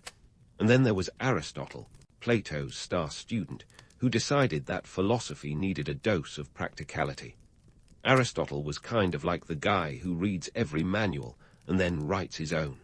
He covered everything from biology to ethics, and his work laid the groundwork for pretty much every field of study you can think of. But let's not get too caught up in the intellectual glamour. The reality of Greek life was often far less philosophical. Athens and its rival city-state, Sparta, were like the Coke and Pepsi of the ancient world, constantly battling for dominance. The Peloponnesian War, a marathon conflict from 431 to 404 BCE, was the ultimate showdown. Athens had the naval power, while Sparta had the land-based military might. It was like a chess game where both sides kept flipping the board over. This war drained resources faster than a teenager's phone plan, and it left Greece vulnerable to outside forces. Eventually, in 338 BCE, Philip II of Macedon waltzed in and took control, paving the way for his son, Alexander the Great. But that's a story for another day. The point is, the Greek city-states were a volatile mix of brilliance and chaos, a reminder that even the most celebrated societies have their fair share of cracks. Economically, the Greeks were no slouches. They were master traders, spreading their influence across the Mediterranean faster than a viral TikTok dance. Greek pottery, olive oil, and wine were the ancient world's hot commodities, and Greek merchants were the original networkers. Corinth, for example, was a major trade hub, known for its luxurious goods and other less savory offerings. Think of it as the Las Vegas of the ancient world, where what happened in Corinth stayed in Corinth, or at least until the next ship set sail. Despite this trading prowess, the Greek economy was still heavily reliant on agriculture. The land was rocky, and the soil wasn't exactly Iowa fertile, so the Greeks had to be inventive. They cultivated olives, grapes, and barley, with each farm carefully terraced into the hillsides like a giant, ancient spreadsheet. And while we're all about farm-to-table these days, the Greeks were living it, bartering their way through life with a focus on sustainability, mostly because they had no other choice. Socially, the Greeks were as complex as a soap opera plot. The divide between rich and poor was as wide as the Mediterranean Sea, and while the elites enjoyed symposia, exclusive drinking parties where philosophy, poetry, and politics mixed with copious amounts of wine, the everyday citizen was more concerned with basic survival. Women were mostly confined to the home, their roles limited to managing households and raising children. And don't even get me started on Spartan women, who were given more freedom and education than their Athenian counterparts. Spartan women were expected to be physically fit to bear strong warriors, and they exercised alongside men, a radical idea for the time. In fact, Spartan society was a whole different beast. Militaristic and austere, Spartans lived by the motto, "Come back with your shield, or on it," meaning victory or death. Their entire society was geared towards producing elite soldiers, and they had a unique approach to governance with 2 kings and a council of elders. It was a bit like having 2 CEOs and a board of directors, which sounds like a recipe for chaos, but somehow it worked. While Athens was celebrating the arts and thinking big thoughts, Sparta was all about discipline and strength. The contrast between these 2 powerhouses is a testament to the diversity within ancient Greece. It's like the difference between a tech startup and a traditional manufacturing company. Both have their merits, but they operate on entirely different principles. In the end, ancient Greece was a patchwork quilt of city-states, each one contributing its own unique thread to the fabric of history. It was a place where democracy was experimented with, philosophy flourished, and warriors were forged. But it was also a land of contradictions, where freedom for some meant oppression for others, and the pursuit of knowledge coexisted with the harsh realities of war and economic necessity. So, as we wrap up this whirlwind tour of ancient Greece, let's remember that the stories we tell about history are often as layered and complex as the events themselves. The Greeks have left us with a legacy of ideas and innovations that continue to shape our world today. But behind the marble statues and grand philosophies, there lies a history of struggle, ambition, and the enduring quest to understand what it means to be human. As we prepare to dive deeper into the next chapter of history, keep in mind that the past is never as simple as it seems, just like a good Greek drama. And just as the Greeks laid their philosophical foundations, our historical road trip now veers westward to the empire that could arguably be called the ancient world's biggest overachiever. Rome, Rome. A city that wasn't built in a day, but boy, once it got going, it didn't know when to stop.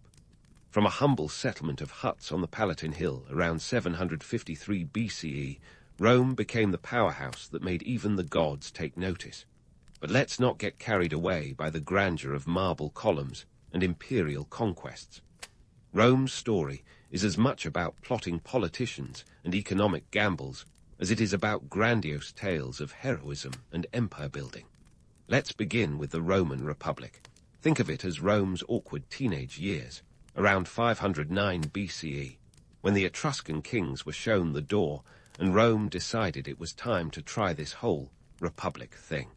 And by republic, they meant a complex system of checks and balances that was really just a sophisticated way of saying, let's argue about everything. It was a bit like a modern-day political drama, only with more togas and less Twitter.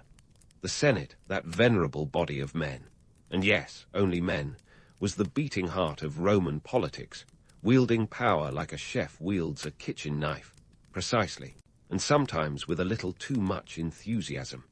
They were the ultimate insiders, the kind of folks who could make or break careers with a single decree. Their meetings, less democracy and more a high-stakes poker game where the chips were power and influence. And let's not forget the consuls, Rome's dynamic duo who were elected to run the show for a year at a time. Think of them as co-CEOs, but with less time for office politics and more time dodging assassination attempts. Rome's military machine was another key ingredient in its recipe for success. The legions were not just soldiers. They were the embodiment of Roman discipline and determination. A Roman legion was like a Swiss army knife, versatile, reliable, and deadly in the right hands. Each legion was composed of about 5,000 men, and they brought new meaning to the phrase, strength in numbers. Their conquests stretched from the sunny shores of Spain to the misty hills of Britain, with enough swagger to make any conqueror blush. But let's not romanticize it too much. For every Julius Caesar crossing the Rubicon, there was a logistical nightmare unraveling behind the scenes. Supplying an army wasn't cheap. Those soldiers needed food, weapons, and the occasional bribe to keep them in line. It's estimated that during its peak, Rome's military expenditures could eat up to 50% of the empire's budget. Talk about a defense spending spree. Which brings us to the Roman roads, straight, true, and ruthlessly efficient. These weren't just paths. They were the ancient world's version of a superhighway system, stretching over 250,000 miles. They connected the empire like veins in a body, allowing for the rapid movement of troops, trade, and ideas. And let's be real, some of these roads are still in use today, outlasting even the most optimistic warranty on modern infrastructure. Rome's motto was all roads lead to Rome for nothing. Speaking of infrastructure, the Romans had a knack for engineering that would make even the most seasoned civil engineer break into applause. Aqueducts, anyone? These marvels of construction carried water from distant hills into the heart of the city, ensuring that Rome's citizens could enjoy the luxury of public baths and running fountains. The Aqua Claudia, completed in 52 CE, stretched over 45 miles and was a testament to Rome's ability to bend nature to its will. Now, let's talk economics, because all this building and conquering didn't come cheap. The Roman economy was a complex beast, fueled by agriculture, trade, and a little thing called taxation. The empire was an economic engine that ran on the backs of its provinces, each expected to cough up a tidy sum in taxes and tributes. The Roman coin, the denarius, was the bitcoin of its day, facilitating trade across the vast stretches of the empire. Of course, Rome's economic strategies weren't without their pitfalls. Inflation reared its ugly head when emperors, finding themselves low on cash, decided to debase the currency by reducing the silver content in coins. It was a bit like watering down your coffee and hoping no one would notice. Spoiler alert, they noticed, and the resulting economic instability was one of many cracks in the empire's seemingly invincible facade. Political intrigue was another Roman specialty, a game played with the finesse of a master chess player. Julius Caesar, perhaps the most famous of Rome's political animals, knew how to work the system. His crossing of the Rubicon in 49 BCE wasn't just a military move. It was a calculated political gamble that paid off in power but cost him his life. The Ides of March, 44 BCE, is forever etched in history as a cautionary tale of the dangers of ambition. And then there's the tale of Rome's emperors, a lineup as colorful as a box of crayons. From the virtuous Augustus, who transformed Rome from a republic to an empire with a deft political touch, to the infamous Nero, who reportedly fiddled while Rome burned. Although, realistically, it was more likely a lyre than a fiddle. Nero's reign was a circus of excess and cruelty, proving that absolute power sometimes attracts those least fit to wield it. The fall of Rome, a topic often drenched in romantic myth, was less about one cataclysmic event and more about a slow decline marked by internal strife, economic troubles, and external pressures. By the late 4th century CE, the Western Roman Empire was like a once great ship taking on water from all sides.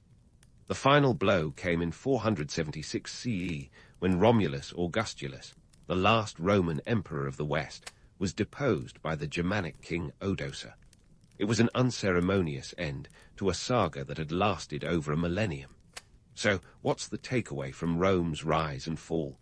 Perhaps it's a reminder that even the mightiest empires are vulnerable to the same forces that challenge us today: political infighting, economic instability, and the relentless march of time. Rome's legacy is all around us, from the languages we speak to the legal systems that govern us. Its history is a tapestry woven with threads of ambition, innovation, and human folly, a story as relevant now as it was 2,000 years ago. As we wrap up this Roman chapter, remember that history isn't just a collection of dates and battles. It's a testament to the enduring complexity of human societies. Rome, with all its triumphs and tragedies, reminds us that the past is a mirror reflecting our own challenges and aspirations. And as we prepare to journey into the next great epoch of history, keep in mind that the lessons of yesterday are the stepping stones to the possibilities of tomorrow. Stay tuned for more tales of intrigue, innovation, and the relentless pursuit of greatness. And speaking of the relentless pursuit of greatness, let's pivot our historical compass eastward to the ancient powerhouses of China and India, civilizations that were busy plotting their own courses through time while Rome was crumbling under its own imperial weight. These regions were bustling with innovations and ideas that would ripple through history, even if they didn't always get the spotlight they deserved. Picture China around 221 BCE during the Qin dynasty, the era of the first emperor, Qin Shi Huang. This guy was the original go big or go home advocate, building not only the terracotta army, but also laying the groundwork for the Great Wall. Talk about overachieving. Qin Shi Huang was obsessed with immortality, which, considering his penchant for drinking mercury, was a classic case of irony. His quest for everlasting life might have been a bust, but his legacy wasn't. The unification of China under his rule was a game-changer. Before his time, China was a patchwork quilt of warring states, each with its own ruler, currency, and, quite frankly, a lot of attitude. By standardizing weights, measures, and even the width of cart axles, Qin Shi Huang turned a fragmented land into a cohesive empire. It was like taking a chaotic startup and transforming it into a streamlined corporation, complete with its own set of bureaucratic headaches. Speaking of bureaucracy, ancient China wrote the book on it, literally. The civil service exam, a grueling test of Confucian classics, was the ultimate gatekeeper for anyone aspiring to government work.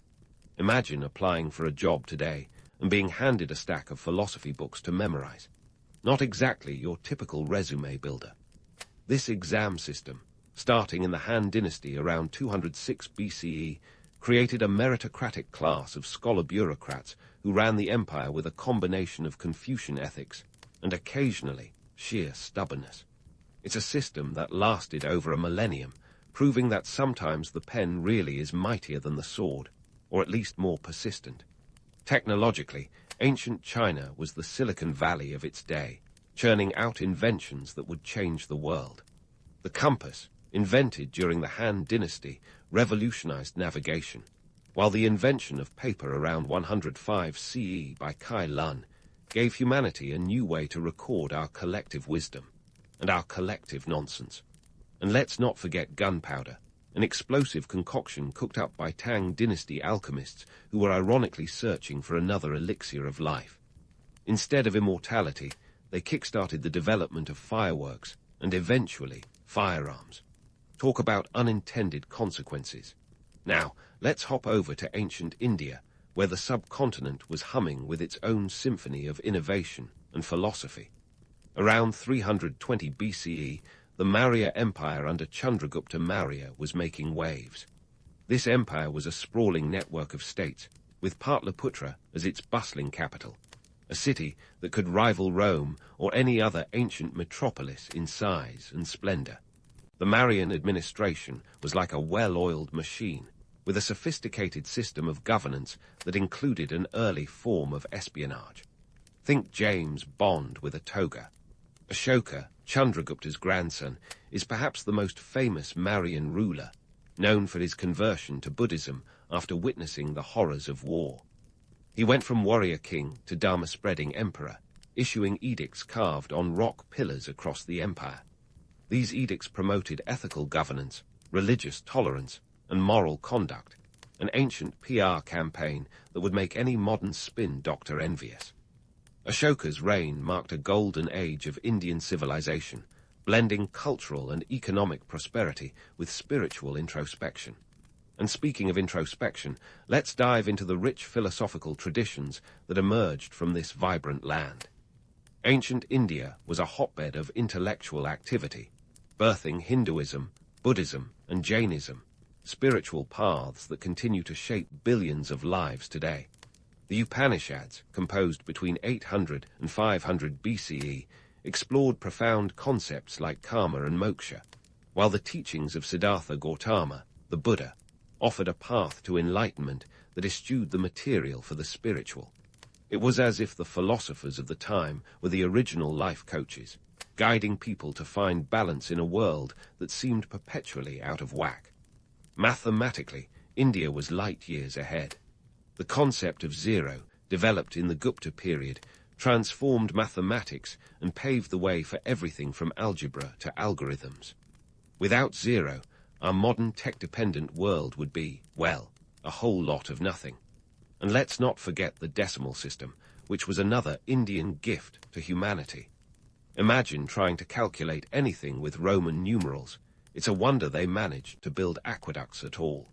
Economically, ancient India was a powerhouse, with trade routes that rivaled those of Rome or China. The Silk Road wasn't just a one-way street from China to the west. It was a bustling network that included Indian traders peddling spices, textiles, and precious stones. The monsoon winds that swept across the Indian Ocean were harnessed by sailors, creating maritime trade routes that connected the subcontinent to the Arabian Peninsula and beyond. This trade wasn't just about goods. It was a cultural exchange that spread ideas, languages, and even cuisines across continents. Now, let's circle back to bureaucracy, a theme that seems to unite empires across time. The Arthashastra, attributed to Kautilya, also known as Chanakya, was an ancient Indian treatise on statecraft, economic policy, and military strategy. Written around the 4th century BCE, it's like a cross between Sun Tzu's The Art of War and a Machiavellian guidebook. Kautilya advocated for a strong, centralized state and wasn't shy about using espionage, subterfuge, and a little bit of ruthless cunning to maintain power. His work reminds us that politics has always been a rough-and-tumble game, with or without the modern media circus. So, what do these ancient civilizations of China and India teach us? They remind us that the past is a tapestry of innovation and ambition, woven with threads of philosophy and governance. While their contributions often get overshadowed by the more dramatic tales of Rome or Greece, their legacies are deeply interwoven into the fabric of our modern world. From the paper we write on to the numbers we crunch, the echoes of these ancient societies are all around us. And as we continue our historical journey, keep in mind that every society, no matter how ancient, has something to teach us about the human condition, the quest for understanding, and the eternal dance between chaos and order. As we piece together the tapestry woven by these ancient civilizations, let's not kid ourselves. History is less a series of isolated events and more like a soap opera with recurring characters and plot twists. It's like the universe's longest-running show, with reruns that keep getting picked up for new seasons. Mesopotamia and Egypt were the opening acts, while Greece and Rome took the spotlight with their philosophical debates and imperial ambitions. But let's not forget China and India's contributions. which often play out like the critically acclaimed series that never quite got the primetime slot they deserved. Now, you may have heard that history doesn't repeat itself, but it sure does rhyme. Take Rome's infrastructure obsession, those stone-paved roads that outlasted the empire itself. Fast forward a couple of millennia, and we're still struggling with potholes and public transport. Meanwhile, China's bureaucratic brilliance laid the groundwork for a civil service system that functioned like a well-oiled machine. Today, we attempt to replicate that efficiency, albeit with a lot more paperwork and far less Confucian philosophy. Speaking of philosophies, let's not forget the Greeks, who gifted us the Socratic method, a tool so effective that it's still causing headaches for anyone who's ever been asked to elaborate on their answers in a classroom. And those Greek philosophers, think of them as the influencers of their time, except instead of selling detox teas, they were peddling ideas about virtue and reality. If Aristotle had a YouTube channel today, it'd be full of deep dives into metaphysics with a side of life hacks. And while we're on the subject of influence, ancient India was quietly revolutionizing mathematics with the concept of zero, a number that, ironically, has infinite applications. This tiny dot was a game changer, allowing us to progress from counting on fingers to sending rockets into space. It's safe to say that without India's mathematical ingenuity, our modern world would be all zeros and no heroes. But let's get real for a moment. For all their achievements, these civilizations weren't utopias. They were riddled with contradictions and complexities. Take Athens, the supposed cradle of democracy, where the political system was more exclusive than a VIP club. Only a small fraction of the population could vote, leaving women, slaves, and non-landowners to watch from the sidelines. It's a reminder that while the past can inspire us, it can also serve as a cautionary tale about the pitfalls of inequality and exclusion. And while we're debunking myths, let's talk about Rome's legendary rise and fall. Sure, it was a spectacular empire that stretched from Britain to Egypt, but it was also a hotbed of political intrigue and economic mismanagement. The emperors were a colorful bunch, some visionary, others downright disastrous.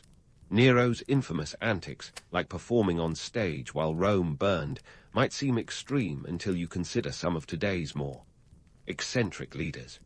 It's a reminder that power doesn't always come with wisdom, and the past has a way of mirroring our present-day follies. Economically, these ancient societies were savvy in ways that still resonate today. The Silk Road, a network of trade routes connecting the East and West, was a conduit for goods, ideas, and occasionally the odd Roman or Chinese traveler who probably got more than they bargained for. This early globalization was a precursor to the interconnected world we live in now, where a product designed in California might be manufactured in Shenzhen and shipped to Stockholm. It's a testament to the enduring power of trade to bridge divides and foster innovation. So, what does all this history tell us about where we're headed? Well, for one, it's a humbling reminder that innovation often comes from the most unexpected places. The wheel, the alphabet, democracy, and zero. All were revolutionary ideas that emerged from the crucible of human civilization. They remind us that progress is a marathon, not a sprint, and that the seeds of tomorrow's breakthroughs are often sown in the fertile fields of the past. As we navigate our increasingly complex world, perhaps the greatest lesson we can glean from these ancient societies is the importance of adaptability. The Greeks and Romans, for all their grandeur, couldn't adapt to changing circumstances fast enough, leading to their eventual decline. Meanwhile, China and India, with their enduring cultural legacies, remind us that resilience and flexibility are key to weathering the storms of history. In the end, the stories of these civilizations are more than just chapters in a dusty history book. They're a mirror reflecting our own struggles and triumphs, urging us to learn from both the successes and the failures of those who came before us. And while we may not have the luxury of building pyramids or inventing new forms of government on a whim, we do have the opportunity to shape our future with the same boldness and creativity that defined the ancients. So, the next time you're stuck in traffic or grappling with a technological hiccup, take a moment to appreciate the countless innovations that make our modern lives possible. Remember that behind every piece of technology, every system of government, and every scientific breakthrough lies a rich tapestry of history, woven with the threads of human ingenuity and ambition. And who knows, maybe in a few thousand years, future historians will look back on our time with the same mix of admiration and amusement that we feel for the ancients. In the grand scheme of things, history is less about the past and more about how we choose to interpret it. It's a story that is constantly being rewritten, with new chapters waiting to be explored. So here's to the ancients, the original disruptors, dreamers, and doers. Their legacy is a testament to the enduring power of the human spirit, and their stories are a reminder that the past is never truly gone. It's alive in the ideas we explore, the innovations we pursue, and the ever-evolving quest to understand our place in the universe. So there's this little strip of land known as the Fertile Crescent, and it's the rock star of ancient history. If the world were an album, the Fertile Crescent would be the original pressing that every other civilization sampled. Around 3500 BCE, some enterprising folks decided that instead of roaming around all day trying to stab dinner with a pointy stick, they'd settle down near a couple of rivers, the Tigris and the Euphrates. Not exactly beachfront property, but hey, it had water, and water was a big deal. You've got to hand it to these early settlers. They had a knack for location scouting. The rivers flooded annually, turning the soil into a fertile paradise perfect for agriculture. And what's agriculture but an early form of grocery delivery? These ancient peoples essentially invented the concept of having food come to them. This was the era when the wheel was first used, not to deliver pizza, but to haul grain. Pretty soon, they were growing enough food to feed a burgeoning population. Thus, the first cities emerged, turning bits of mud and clay into bustling hubs of human activity. Cities like Uruk, often considered the world's first true city, popped up like mushrooms after a rainy day. Uruk, by the way, wasn't just a tiny hamlet. By 3000 BCE, it boasted a population of over 50,000. That's more people than you'd want in line ahead of you at a concert. It had temples, ziggurats, those stepped pyramids that scream, "I'm important," and even bureaucrats. Yes, the bane of modern existence has roots in ancient times. Now let's talk about writing, because what's civilization without a good way to keep tabs on who owes you a goat? The Sumerians, clever cookies that they were, developed cuneiform. Picture this. Instead of tweeting your thoughts into the void, you're pressing them into clay tablets with a stylus. It was the original, "I'm going to write a strongly worded letter" activity. They started with accounting, because of course they did. You've got grain, you've got goods, you've got taxes. You need to keep track of that stuff. But writing soon evolved. It gave us epic poetry, like the Epic of Gilgamesh, which is just about as old as storytelling gets. Speaking of mythology, the tale of this region is often wrapped in golden nostalgia. But let's not get too carried away. Life in these early cities wasn't all ziggurats and heroes' journeys.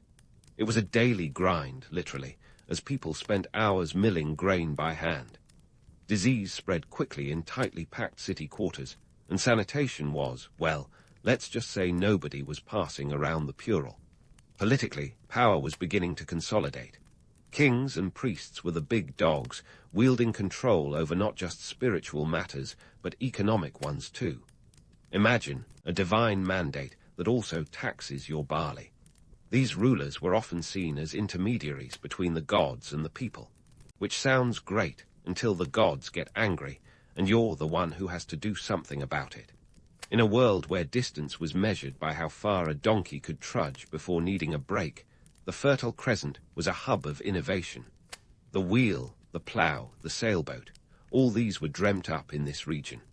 It was a boom period for human ingenuity, and those early innovators set the stage for the likes of Babylon and Assyria, who would later strut onto the historical stage with all the subtlety of a rock band going on tour. Yet let's not ignore the harsh realities. This wasn't some harmonious utopia. Social stratification was alive and well. The elites lived in relative comfort, while the majority toiled in the fields or crafted goods. Slavery, too, was part of the system. And while the myths speak of great kings and epic battles, the truth is often less glamorous. The rulers were as prone to bad decisions as any modern politician, and their subjects often bore the brunt of these blunders. The allure of the Fertile Crescent lies in its duality, a place of prosperity and innovation, and a land where the difficulties of life were never far from the surface. It's a testament to human resilience and ingenuity. They took rivers that could easily flood and become destructive forces and turned them into lifelines. They built societies that, while flawed, laid the groundwork for future civilizations. So, the next time you hear someone wax poetic about the dawn of civilization, remember the grit behind the glamour. The Fertile Crescent was a marvel of human achievement, yes, but one that came with its share of mud, sweat, and tears. As we shift gears from the Fertile Crescent, let's hop over to ancient Egypt, where the sands of time were more like the sands of a construction site. Egypt wasn't just about mummies and hieroglyphs. It was an economic juggernaut. Picture this, a civilization so obsessed with the afterlife that it turned its entire economy into one giant episode of cribs, with pyramids as the ultimate status symbols. If you thought modern influencers had a penchant for showing off, the pharaohs were the OGs of extravagant living, only they used limestone instead of Instagram filters. Let's talk pyramids, those iconic triangular behemoths that scream, "I'm important, and I'm going to prove it by defying gravity with rocks." The Great Pyramid of Giza, a marvel of human ingenuity, is one of the most famous. Built around 2560 BCE for Pharaoh Khufu, it was originally 481 feet tall. That's like stacking about 50-story buildings worth of stone blocks. Each block weighed between 5 to 15 tons. Imagine a stone as heavy as 2 elephants, and you've got the right idea. It's estimated that around 2-3 million blocks were used, and if you're wondering how they hauled these monsters, the answer is a lot of elbow grease and probably some very sore backs. Now, let's debunk a myth right out of the gate. The pyramids were not built by slaves. Sorry, Hollywood. Recent archaeological evidence suggests that a workforce of around 20,000 to 30,000 laborers, many of whom were skilled workers, tackled this gargantuan project. These folks were likely paid in beer and bread. Talk about a liquid lunch. Their accommodations weren't exactly the Four Seasons, but they weren't slave quarters either. This was a nation of builders, and the pyramids were their way of commuting with the divine. The pyramids were more than just pharaohs' eternal homes. They were economic engines. The construction projects not only employed thousands, but also stimulated trade. Stone quarries, copper mines, and distant settlements all played a role, creating a supply chain that would make Amazon blush. The pyramids were Egypt's way of saying, "Look at our prosperity, fear our legacy." They were monuments to ego, spirituality, and the economy all rolled into one. Speaking of the economy, let's not forget the Nile, the granddaddy of all rivers. It was Egypt's lifeline, and if rivers had resumes, the Niles would be impressive. Not just a source of water, it was the superhighway of ancient times. Picture the Nile as a conveyor belt of commerce, where goods flowed as effortlessly as conspiracy theories on the internet. The annual inundation of the Nile was like nature's version of a stimulus package, depositing fertile silt that made agriculture flourish. It was a predictable cycle that allowed Egyptians to plan their planting and harvesting with the precision of Swiss clockmakers. The Nile was the original Amazon Prime, delivering goods up and down its length. Papyrus, grain, gold, and eventually, ideas. The river connected cities like Memphis and Thebes, facilitating trade and cultural exchange. It was the backbone of Egyptian prosperity, allowing it to sustain a population that could focus on monumental architecture and elaborate mummies rather than just survival. The river's predictability was its power, and it turned Egypt into a breadbasket capable of feeding not just its own people, but exporting grain to other parts of the ancient world. Of course, all this grandeur came with its fair share of grit. The glamour of the pharaohs, Grand projects masked a society where the majority of people lived hard lives. The average Egyptian farmer wasn't lounging in luxury. Their lives revolved around the agricultural calendar, dictated by the whims of the Nile. Diseases, back-breaking labor, and a social hierarchy that kept the elite in power were the harsh realities. The pharaohs might have been considered gods on earth, but their subjects were very much grounded in the struggles of daily life. And then there's the political side of things. The pharaoh was not just a ruler, but a living god. This divine kingship provided political stability, or at least the illusion of it. It was a system where power was as much about religious authority as it was about economic control. The pharaoh's word was law, and with that law came the ability to mobilize resources on an unprecedented scale. It was a top-down society where the whims of one could affect the lives of many. So, while the pyramids stand as testaments to human ambition and ingenuity, they are also reminders of the complexities and contradictions of ancient Egyptian society. They represented a unity of vision and purpose, yet they also highlight a society deeply stratified and dependent on the labor of many to realize the dreams of a few. The allure of Egypt lies in this duality, the romance of the pyramids and the reality of the people who built them. As we continue to unravel the stories of ancient civilizations, remember that behind every myth is a nugget of truth, wrapped in layers of human experience and ambition. Whether it's the Fertile Crescent or the banks of the Nile, these lands were the stages upon which the drama of human history unfolded, with all its triumphs and tragedies. Stay tuned, because there's plenty more to uncover in this saga of sand, stone, and civilization. And now, let's sail over to ancient Greece, the land of philosophers, democracy, and enough drama to fuel 1,000 soap operas. If history had a high school yearbook, Greece would be voted, most likely to start a revolution, just to prove a point. This is a place where the awkward teenage years of democracy played out on a grand stage, complete with all the acne and angst you'd expect from a political experiment in its formative years. Starting with Athens around 508 BCE, we find the birthplace of democracy, or at least the ancient version of it, which was a bit like democracy's gangly adolescent phase. Picture this. Only free male citizens could vote, which left women, slaves, and non-citizens out of the equation. Athenian democracy was like a school clique, exclusive and not as open-minded as it thought it was. Still, it was revolutionary for its time. The idea that ordinary people could have a say in governance was as radical as the invention of avocado toast. But let's not get too swept up in the romance of it all. The reality of Athenian democracy was messy. Imagine trying to reach a consensus with thousands of citizens in an assembly.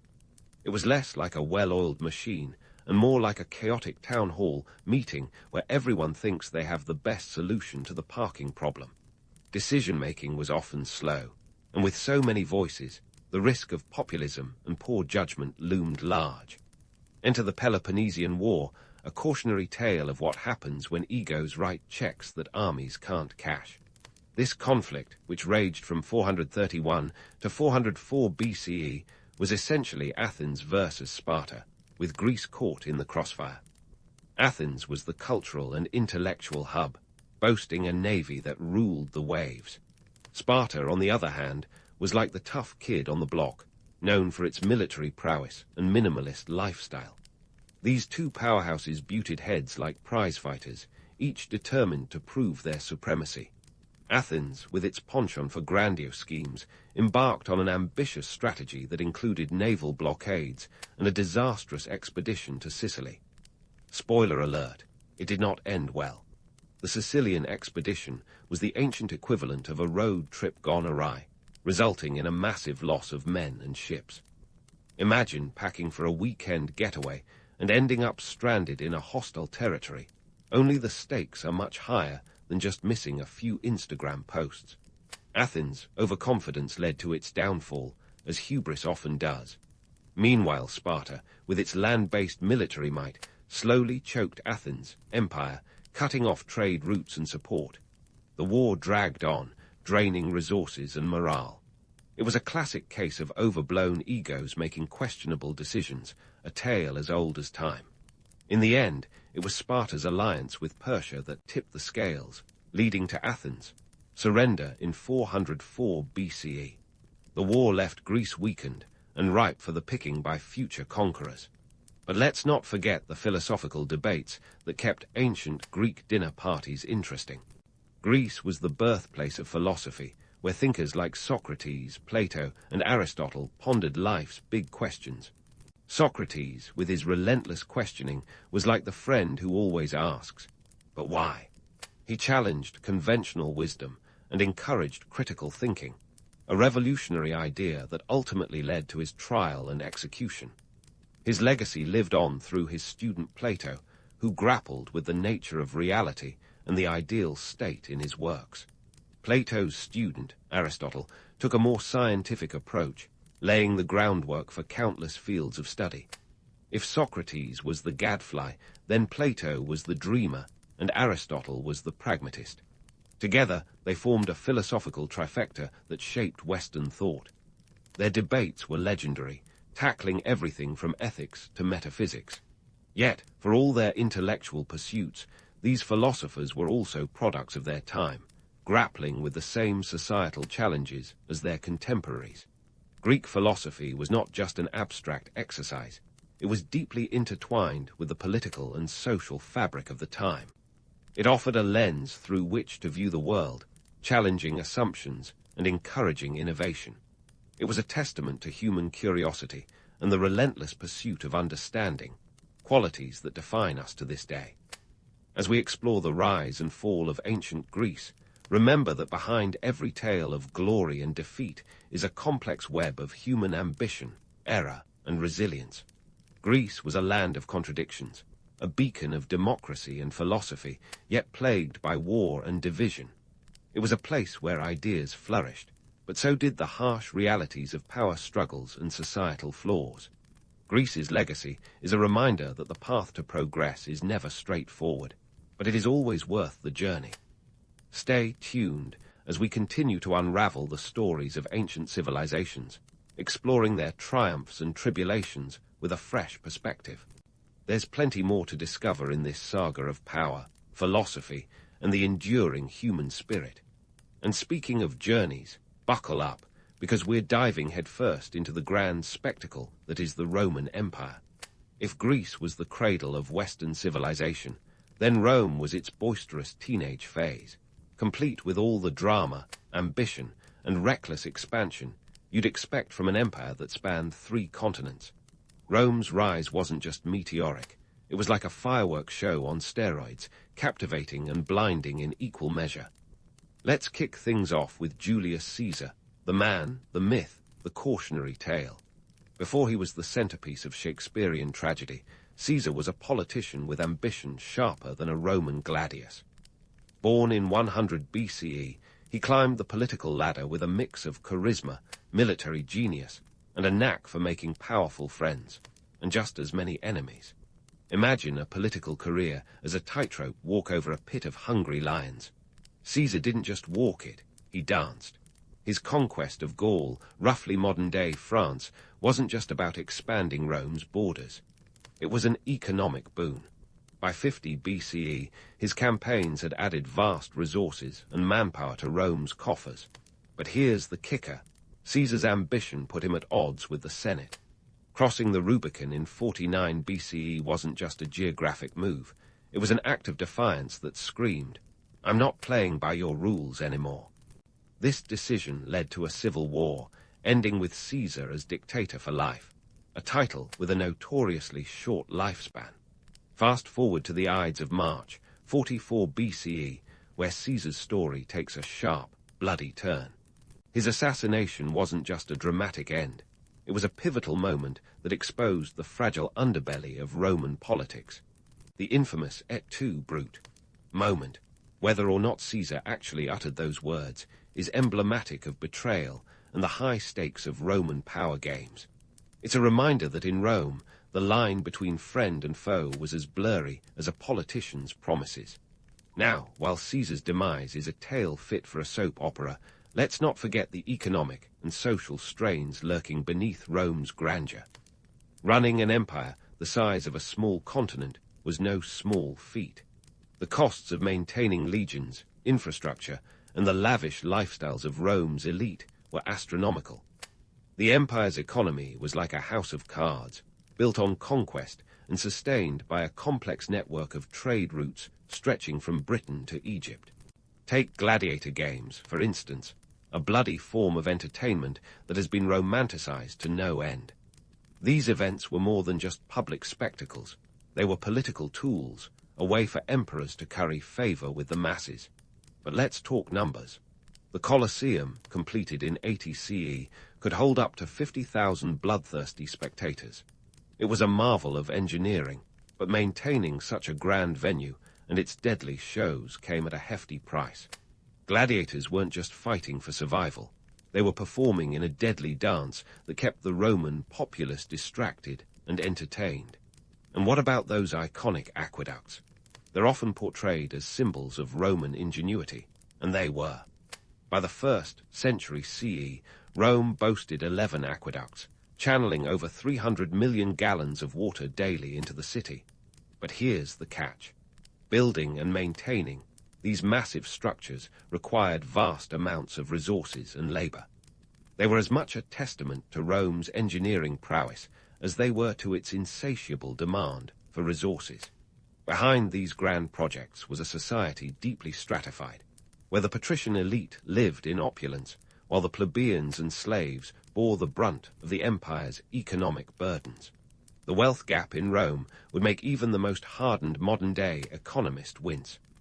This disparity fueled social tensions, culminating in slave revolts and political upheaval. Rome's glittering facade masked a society teetering on the edge, a reality often glossed over in favor of tales of conquest and glory. Let's not forget the Roman economy's Achilles heel, its reliance on slave labor. By the 1st century BCE, slaves made up a substantial part of the population, providing the manpower needed for agriculture, mining, and domestic service. This dependency created a fragile economic system vulnerable to shocks, like the loss of new territories to conquer or slave uprisings, such as the famous revolt led by Spartacus in 73 BCE. It was a precarious balance, one that Rome struggled to maintain as its borders expanded and its resources stretched thin. In the end, Rome's grandeur was both its greatest asset and its ultimate downfall. The empire's vastness, once a symbol of its might, became a logistical nightmare. Defending its borders, managing its diverse population, and sustaining its economy were tasks that grew increasingly unwieldy. The cracks in Rome's foundation were widening, setting the stage for the empire's eventual decline. As we continue our journey through history, let's keep in mind that behind every tale of imperial splendor is a complex web of human ambition, error, and resilience. Rome's story is one of both triumph and tragedy, a testament to the heights of human achievement and the depths of its hubris. But don't get too comfortable, because the saga of Rome is far from over. In the next chapter, we'll explore the final act of this grand drama, as the empire hurtles toward its inevitable collapse. Stay tuned for more tales of power, intrigue, and the relentless march of time. As Rome teetered on the brink of its grand finale, you could almost hear the distant echoes of gladiators clashing in the Colosseum. The empire, having bitten off more than it could chew, was now choking on its own ambition. By the late 4th century CE, Rome was a shadow of its former self, like a rock star past its prime, still trying to hit those high notes, but mostly just screeching. The Western Roman Empire officially called it curtains in 476 CE, when the last emperor, Romulus Augustulus, was politely shown the door by the barbarian king Odoacer. No dramatic flaming sword or epic showdown, just a whimpering handover of power that was more administrative shuffle than apocalyptic cataclysm. The fall of Rome didn't happen overnight. It was a slow, painful unraveling akin to watching a soap opera drag out its final season. Internal strife, corruption, overextension, Rome was a victim of its own excesses. And let's not forget those pesky barbarian invasions. By the time the empire fell, it had been more picked over than a Black Friday sale. The Visigoths, Ostrogoths, Vandals and Huns all took turns at the loot piñata. Rome's military, once the pride of the empire, was now a ragtag bunch of mercenaries and conscripts, unable to fend off the relentless tide of invaders. And so, as the dust settled on the Roman ruins, we saunter into what has been affectionately dubbed the Dark Ages. But before you picture medieval peasants flailing around in a cultural void, let's hit pause on that narrative. Sure, the fountains ceased to flow, and the roads fell into disrepair, but this era wasn't all doom and gloom. The term Dark Ages is a bit like calling the Renaissance a minor art project. It implies cultural stagnation, but the reality was far more nuanced. In truth, the period from roughly the 5th to the 10th century CE was a time of transition and transformation. Knowledge, contrary to popular belief, didn't just vanish into the ether. Monasteries became the unlikely guardians of learning, diligently copying manuscripts and preserving the wisdom of the ancients. The Benedictine order, founded around 529 CE by Saint Benedict of Nursia, was a stalwart preserver of books and knowledge. These monks were the original librarians, ensuring that the works of Aristotle, Plato, and other classical thinkers didn't end up as medieval firewood. By the 9th century, under Charlemagne's reign, there was even a little something called the Carolingian Renaissance. It wasn't quite Florence in full bloom, but it was a significant effort to revive art, culture, and scholarship. Let's not forget the Byzantine Empire, the eastern cousin that refused to RSVP to Rome's demise. While Western Europe was figuring out how to rebuild from the rubble, Byzantium was busy being the life of the party. Constantinople, with its strategic trading location and impressive defenses, became a cultural and economic hub. The Hagia Sophia, completed in 537 CE, was more than just an architectural wonder. It was a statement of enduring Roman legacy and Byzantine innovation. The Byzantines managed to blend Roman law, Greek culture, and Christian theology into a vibrant tapestry that would influence future civilizations. Meanwhile, the Islamic Golden Age was in full swing from the 8th century onwards. As Europe was fumbling with feudal lords and castle construction, the Islamic world was buzzing with intellectual activity. Scholars in Baghdad's House of Wisdom translated Greek texts, made groundbreaking advances in mathematics, and pushed the boundaries of science. Think algebra, for instance, an Arabic term that has been haunting students ever since. This was an era of cross-cultural exchange, where scholars from different backgrounds gathered to share ideas, proving that knowledge knows no borders. So, the Dark Ages, a bit of a misnomer, really. It was a time of shifting gears, of laying down the groundwork for what would eventually blossom into the Renaissance. By the late Middle Ages, Europe was beginning to crawl out of its feudal cocoon. Trade routes expanded, cities grew, and universities began to emerge as centers of learning. The Italian city-states, with their bustling markets and vibrant cultures, were precursors to the Renaissance explosion. Think of it as a long intermission before the main event, a time of quiet ferment that set the stage for the grand reawakening of art and thought. Reflecting on ancient history, one might ask, why does it still matter today? These stories of rise and fall, of human triumphs and follies, are more than just dusty pages in a textbook. They are blueprints of human nature, of ambition and error, resilience and innovation. They remind us that every civilization, no matter how mighty, is susceptible to the same fundamental forces of change and decay. They teach us that history is not just a series of events, but a complex web of human experience that continues to shape our world. In understanding the past, we better navigate the present.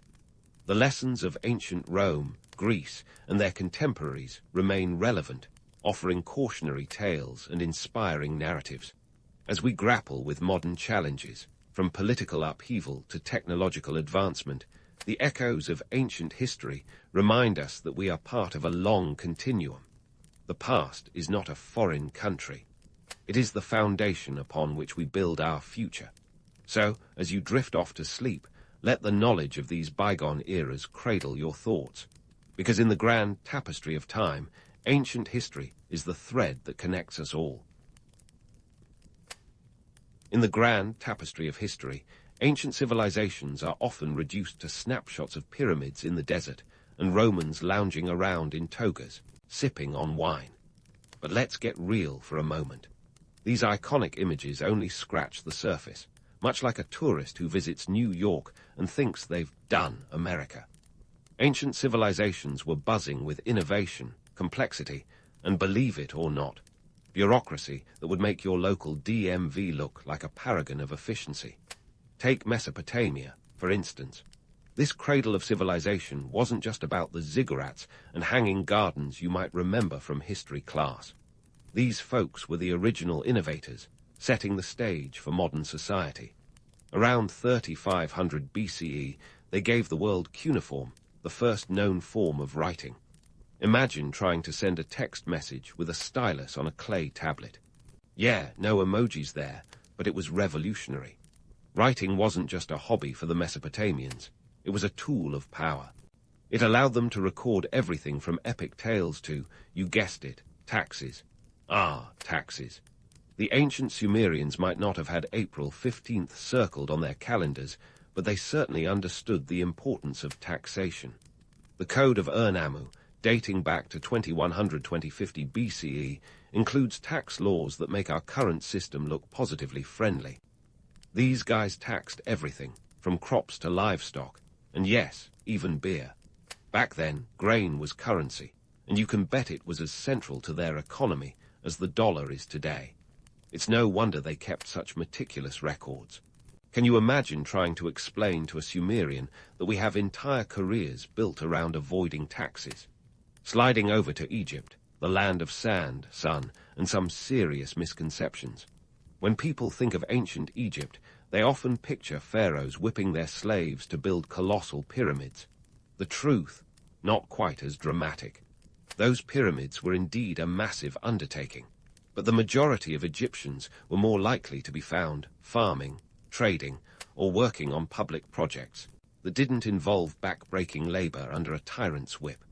The construction of the pyramids, particularly the Great Pyramid of Giza, which was completed around 2560 BCE, was a colossal feat. But it wasn't slave labor that made it happen. In reality, it was skilled workers and seasonal laborers who got the job done, often paid in bread and beer. Now that's a paycheck we can all get behind. Egyptians were also pioneers in bureaucracy. While the pharaohs got all the glory, it was the scribes who kept the country running. These guys were the original paper pushers, recording everything from grain inventories to legal documents. And speaking of grain, forget the pyramids for a moment. Grain was the real power player in Egypt. Think of it as the ancient equivalent of Silicon Valley. Grain storage and management were vital, and the Nile's annual floods made sure the land was fertile enough to support this massive endeavor. The Nile wasn't just a river, it was Egypt's lifeline, providing the water needed to grow the crops that fed an empire. And then there's the fashion. Forget the golden masks and elaborate headdresses for a second. The average Egyptian was more concerned with practicality. Linen was the fabric of choice because, let's face it, nobody wants to be wrapped in wool when it's 100 degrees in the shade. But the pharaohs, they had to go big or go home. Their fashion was all about showing off power, with eye makeup so bold it would make a rock star blush. Cleopatra herself was rumored to bathe in donkey milk to keep her skin looking flawless. Sure, it sounds absurd, but when you're a ruler, you've got to maintain appearances. So, next time you hear someone wax poetic about ancient civilizations, remind them that behind every romantic story of pyramids and palaces, there's a gritty reality of innovation and administration. Mesopotamia and Egypt were powerhouses not because of their monuments, but because of their mastery of the mundane. They didn't just build wonders, they built the foundations of the world as we know it. With the dust of Egypt still clinging to our metaphorical sandals, let's set sail across the Mediterranean to the rocky shores of ancient Greece, a land where democracy was invented, albeit in a form that might make modern-day egalitarians cringe. You see, when we talk about the birthplace of democracy, we're really talking about a very exclusive club. Picture this. Athens in the 5th century BCE, a city that's the toast of the ancient world for its cultural and intellectual vibrancy. But hold your applause for just a second. Their version of democracy wasn't exactly a celebration of universal suffrage. It was more like a members-only club where the password was free male citizen. That's right, no women, no slaves, and definitely no foreigners. Of the population, only about 30,000 of Athens, 300,000 inhabitants had the right to vote. Not exactly a landslide in favor of people power, is it? The economic engine of this democratic experiment was fueled by trade, particularly in olive oil and wine. Athens was basically the ancient world's Napa Valley, producing olive oil so prized. It was stored in elaborate amphorae and shipped across the known world. The Athenians knew how to market their goods. Each amphora was stamped with the city's emblem, a proud owl, signifying wisdom and, naturally, a good investment. Money wasn't just flowing through trade. It was also pouring in from the silver mines of Laurion, which provided the coinage to fund everything from the Parthenon's construction to paying a jury duty stipend. Yes, Athenians had to be bribed with cash to get them to show up for jury service, proving some things never change. Meanwhile, down in the southern part of Greece, the Spartans were busy building their own legend. Thanks to Hollywood, we picture them as a nation of chiseled warriors, constantly flexing their abs and barking orders. But peel back the layers of mythology, and you'll find a society that was as much about discipline as it was about democracy. Spartan boys were taken from their families at age 7 to begin the agoge, a brutal training program that would make boot camp look like a weekend retreat. By 18, they were expected to be lean, mean fighting machines. But here's the kicker. Spartan women were also trained for physical fitness, a revolutionary idea at the time. They exercised, danced, and even competed in sports to ensure they would bear strong offspring. Gender equality, not quite. But a recognition that a strong nation required strong mothers. Absolutely. The Spartan economy was a curious affair. While Athens thrived on trade, Sparta turned its nose up at such frivolities. Instead, they operated on a system of iron currency that was too heavy and cumbersome to steal, an economic move that left their neighbors scratching their heads. Wealth, for Spartans, wasn't measured in coins, but in land and helots, the enslaved people who worked it. These helots were essential, freeing up Spartan men to focus on their military training. But their subjugation wasn't without its problems. The helots outnumbered the Spartans, leading to a cycle of oppression and rebellion that kept the Spartans in a constant state of alert. Of course, no discussion of ancient Greece would be complete without a nod to the philosophers. These guys were the original Twitter trolls, engaging in public debates that were the ancient world's equivalent of viral threads.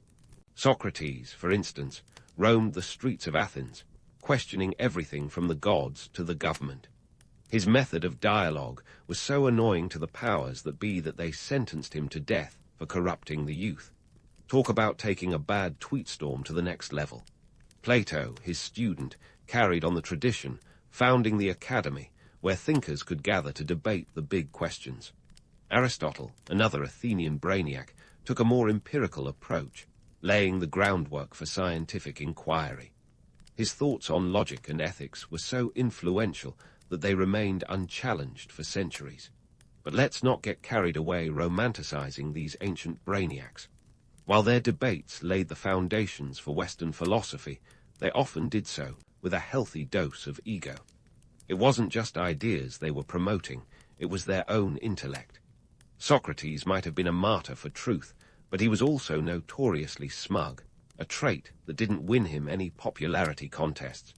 As these thinkers waged their intellectual battles, the city-states of Greece continued their own skirmishes. The Peloponnesian War, a grudge match between Athens and Sparta, lasted from 431 to 404 BCE and was less about ideals and more about power. This decades-long conflict left both sides battered and bruised, proving that even the cradle of civilization wasn't immune to the lure of conflict. Athens, with its superior navy, clashed with Sparta's unbeatable land forces, leading to a series of battles that sometimes seemed more petty than heroic. Ultimately, it was a war of attrition that ended with Sparta's victory, but not without leaving Greece a shadow of its former glory. So, as we wrap up our whirlwind tour of ancient Greece, remember this. While Athens may have birthed democracy and Sparta embodied martial prowess, both were societies as complex and contradictory as any today. Behind the legends of philosophers and warriors were societies grappling with the same issues we face now: inequality, economic challenges, and the tension between freedom and security. Next time you hear someone pine for the days of Socrates or Leonidas, remind them that history, like life, is never as simple as it seems. And with that, keep your togas handy, because our journey through the ancient world is far from over. As the dust of Greece settles behind us, our historical journey takes a sharp right turn, heading towards the mighty Rome. Now, if you think Rome's legendary status was forged overnight, let me stop you right there. Rome's rise was more of a slow burn, fueled by an ambitious cocktail of strategic marriages, military muscle, and you guessed it, some serious road building. Think of it as a masterclass in empire building, complete with enough political intrigue to make Game of Thrones look like a knitting circle. Let's kick things off with those strategic marriages. Forget about roses and romance. In ancient Rome, marriage was a tactical operation. We're talking about alliances that could make or break a career faster than you can say divorce court. Take Gaius Octavius, better known as Augustus, Rome's first emperor. He didn't just marry Livia Drusilla for her pretty face. She was the ultimate power couple partner, connected, influential, and, crucially, politically savvy. Augustus knew that a solid marriage could unite powerful families and, more importantly, prevent them from sticking a dagger in his back. In Rome, it wasn't just love that conquered all, it was family connections and a well-timed wedding cake. Now, speaking of daggers, let's chat about Caesar. Julius Caesar wasn't just a salad dressing inspiration. He was a political juggernaut who knew how to work a crowd and a senate. He was the kind of guy who made friends and enemies in equal measure, often at the same dinner party. His life was a whirlwind of military conquests and political plays, each more dramatic than the last. In 58 BCE, he kicked off his Gallic Wars, expanding Rome's territory all the way to the English Channel. His military campaigns weren't just about expanding borders. They were about expanding his bank account and his influence back home.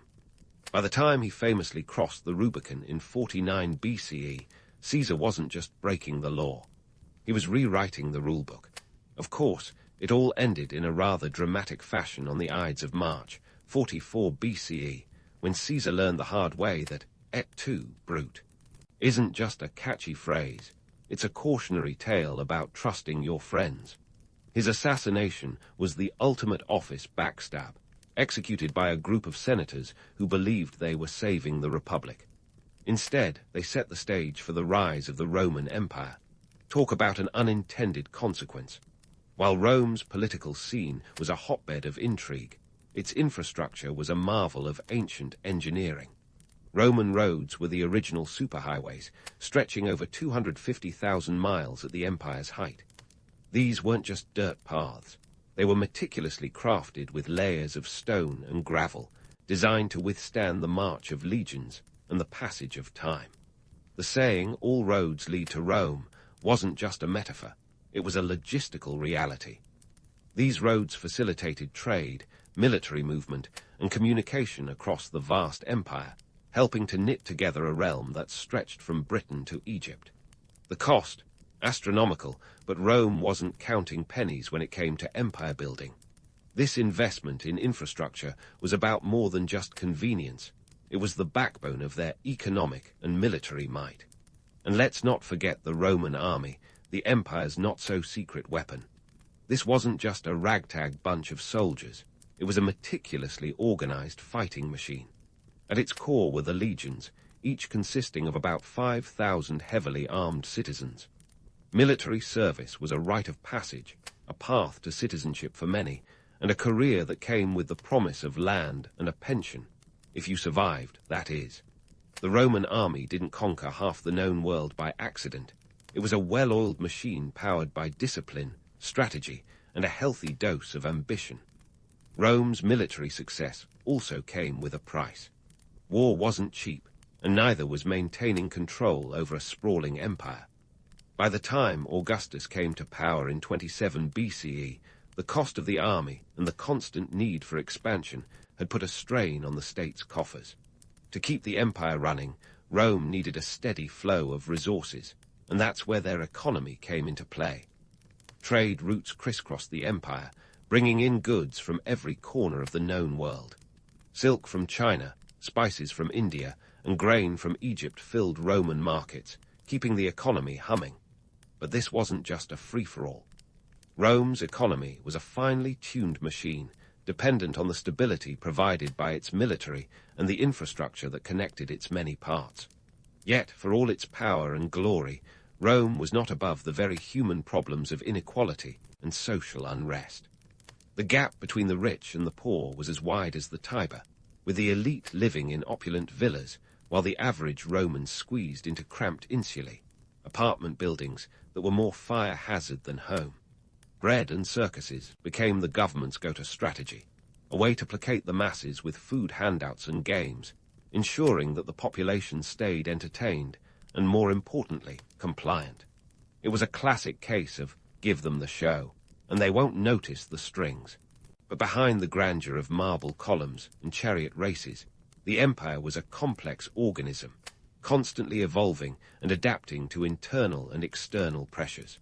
The Pax Romana, a period of relative peace and stability that lasted from 27 BCE to 180 CE, was as much about maintaining this balance as it was about military dominance. During this time, the empire reached the peak of its territorial expansion and economic prosperity. But it was a delicate peace, one that relied heavily on the political savvy of its leaders and the strength of its institutions. So, as we pause in our exploration of Rome, let's remember that while the empire was a marvel of engineering, strategy, and culture, it was also a reflection of the very human struggles that have shaped history. The quest for power, the complexities of governance, and the eternal struggle between the few at the top and the many who supported them. Rome wasn't just a city, it was an idea that, for better or worse, changed the course of history. And with that, keep your helmets on, because we're not done with Rome yet. There's more intrigue, innovation, and yes, a few more backstabs to come. As we delve deeper into the heart of ancient Rome, let's peel back the marble facade and peek into the everyday life that kept the empire ticking.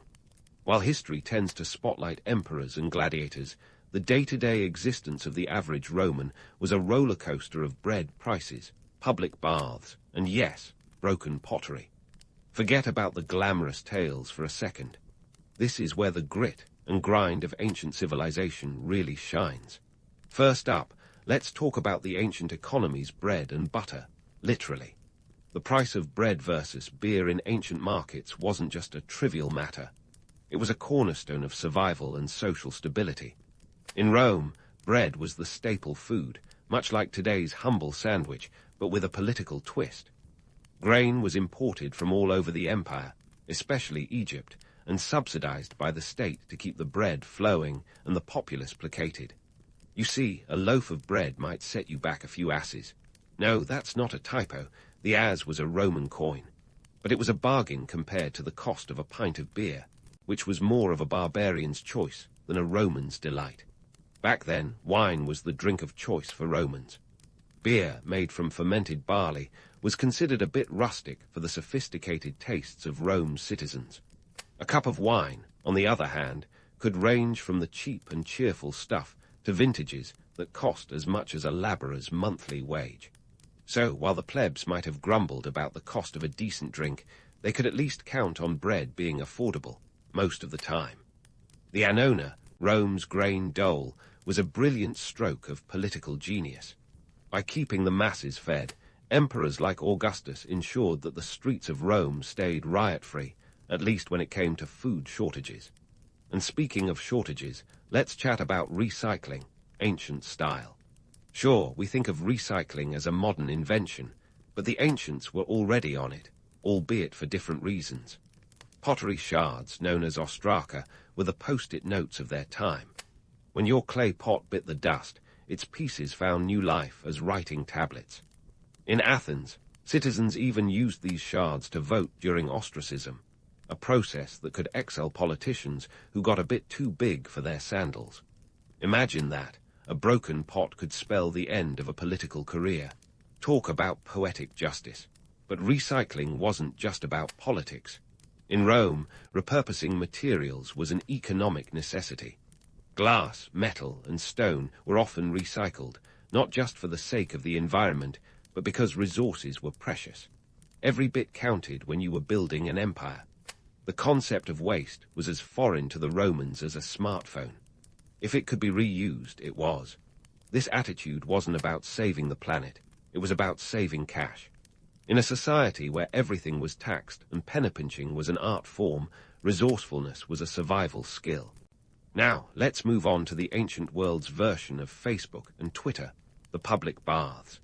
These were more than mere places to wash away the dust of the day, they were the epicenters of social life.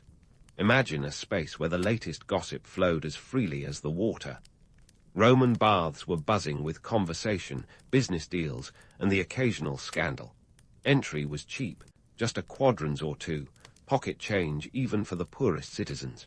This accessibility made the baths the great equalizer, a melting pot where everyone from senators to slaves could rub shoulders. But don't let the serene sculptures and steamy pools fool you. The baths were as much about social climbing as they were about cleanliness. Picture this. You're soaking in a caldarium, minding your own business, when you overhear a senator discussing a new law or a merchant boasting about his latest shipment of spices. Information was currency, and the baths were a veritable stock exchange of whispers and rumors. Just like today's social media feeds, the baths were a place to see and be seen, to catch up on the latest news, and to discreetly flaunt your status with a bit of bling or a well-placed toga fold. The ancient Romans might not have had Instagram, but they knew the power of projection.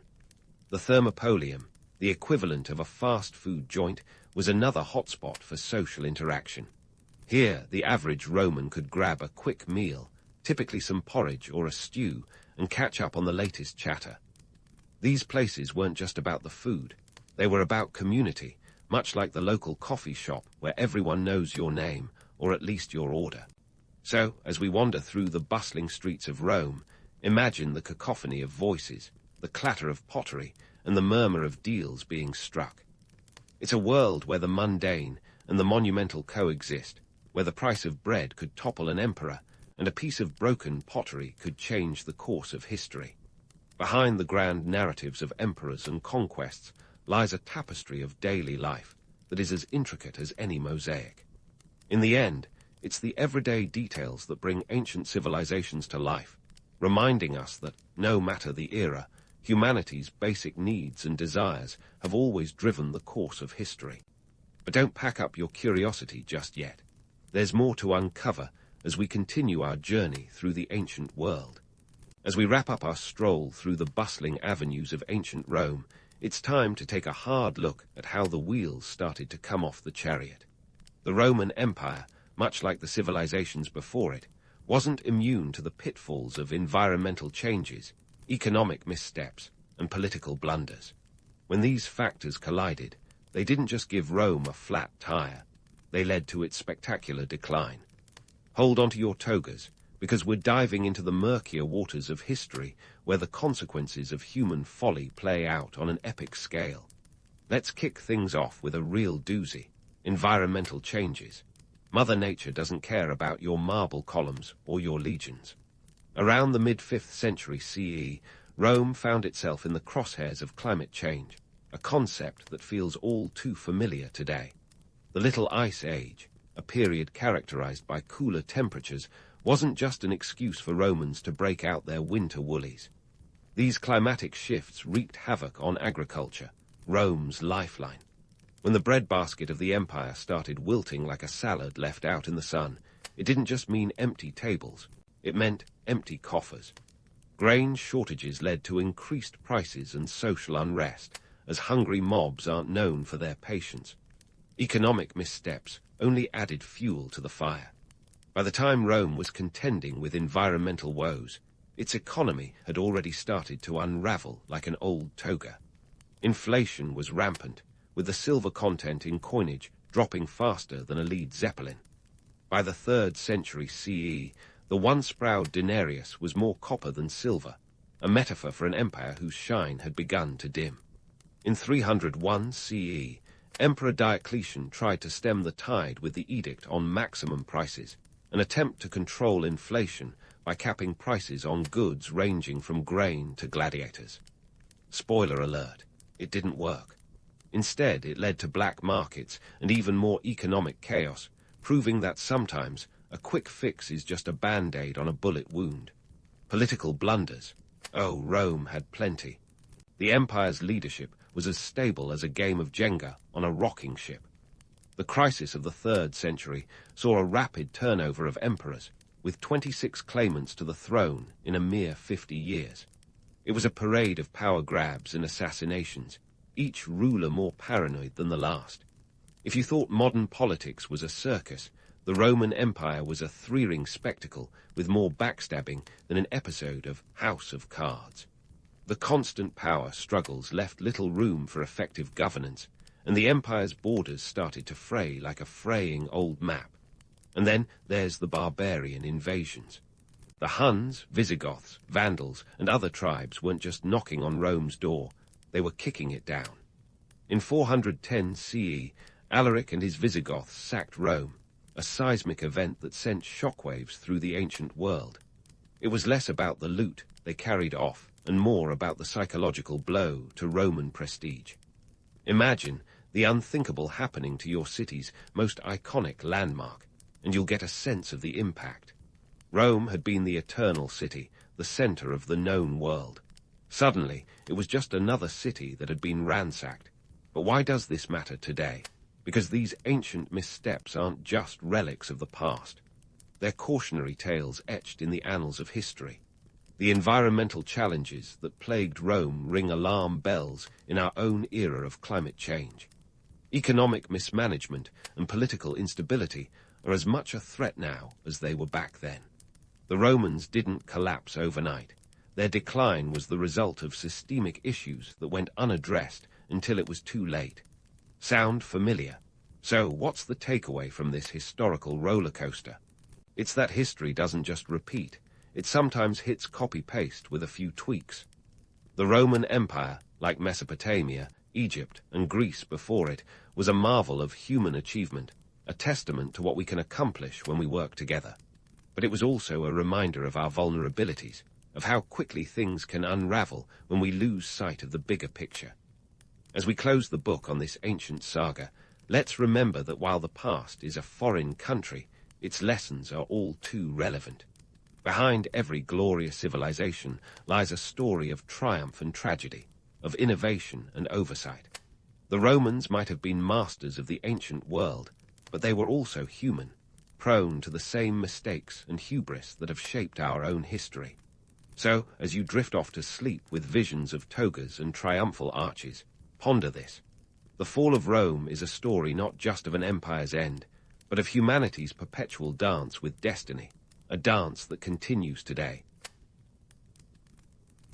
When the sun first peeked over the fertile crescents of human history, it caught sight of a peculiar shift. People were trading in their nomadic sandals for something a bit more stationary. That's right, the freewheeling wanderers of the ancient world decided to settle down, and it wasn't just because they found a killer brunch spot. Mesopotamia, Egypt, and the Indus Valley played host to what can only be described as the original real estate boom. And the catalyst, drumroll please, cereal grains. Yes, those little kernels of agricultural gold were like the Bitcoin of the ancient world, minus the electricity bills. So why did these ancient wanderers decide to hang up their traveling cloaks and put down roots? If you guessed it was to build majestic cities with bustling nightlife, think again.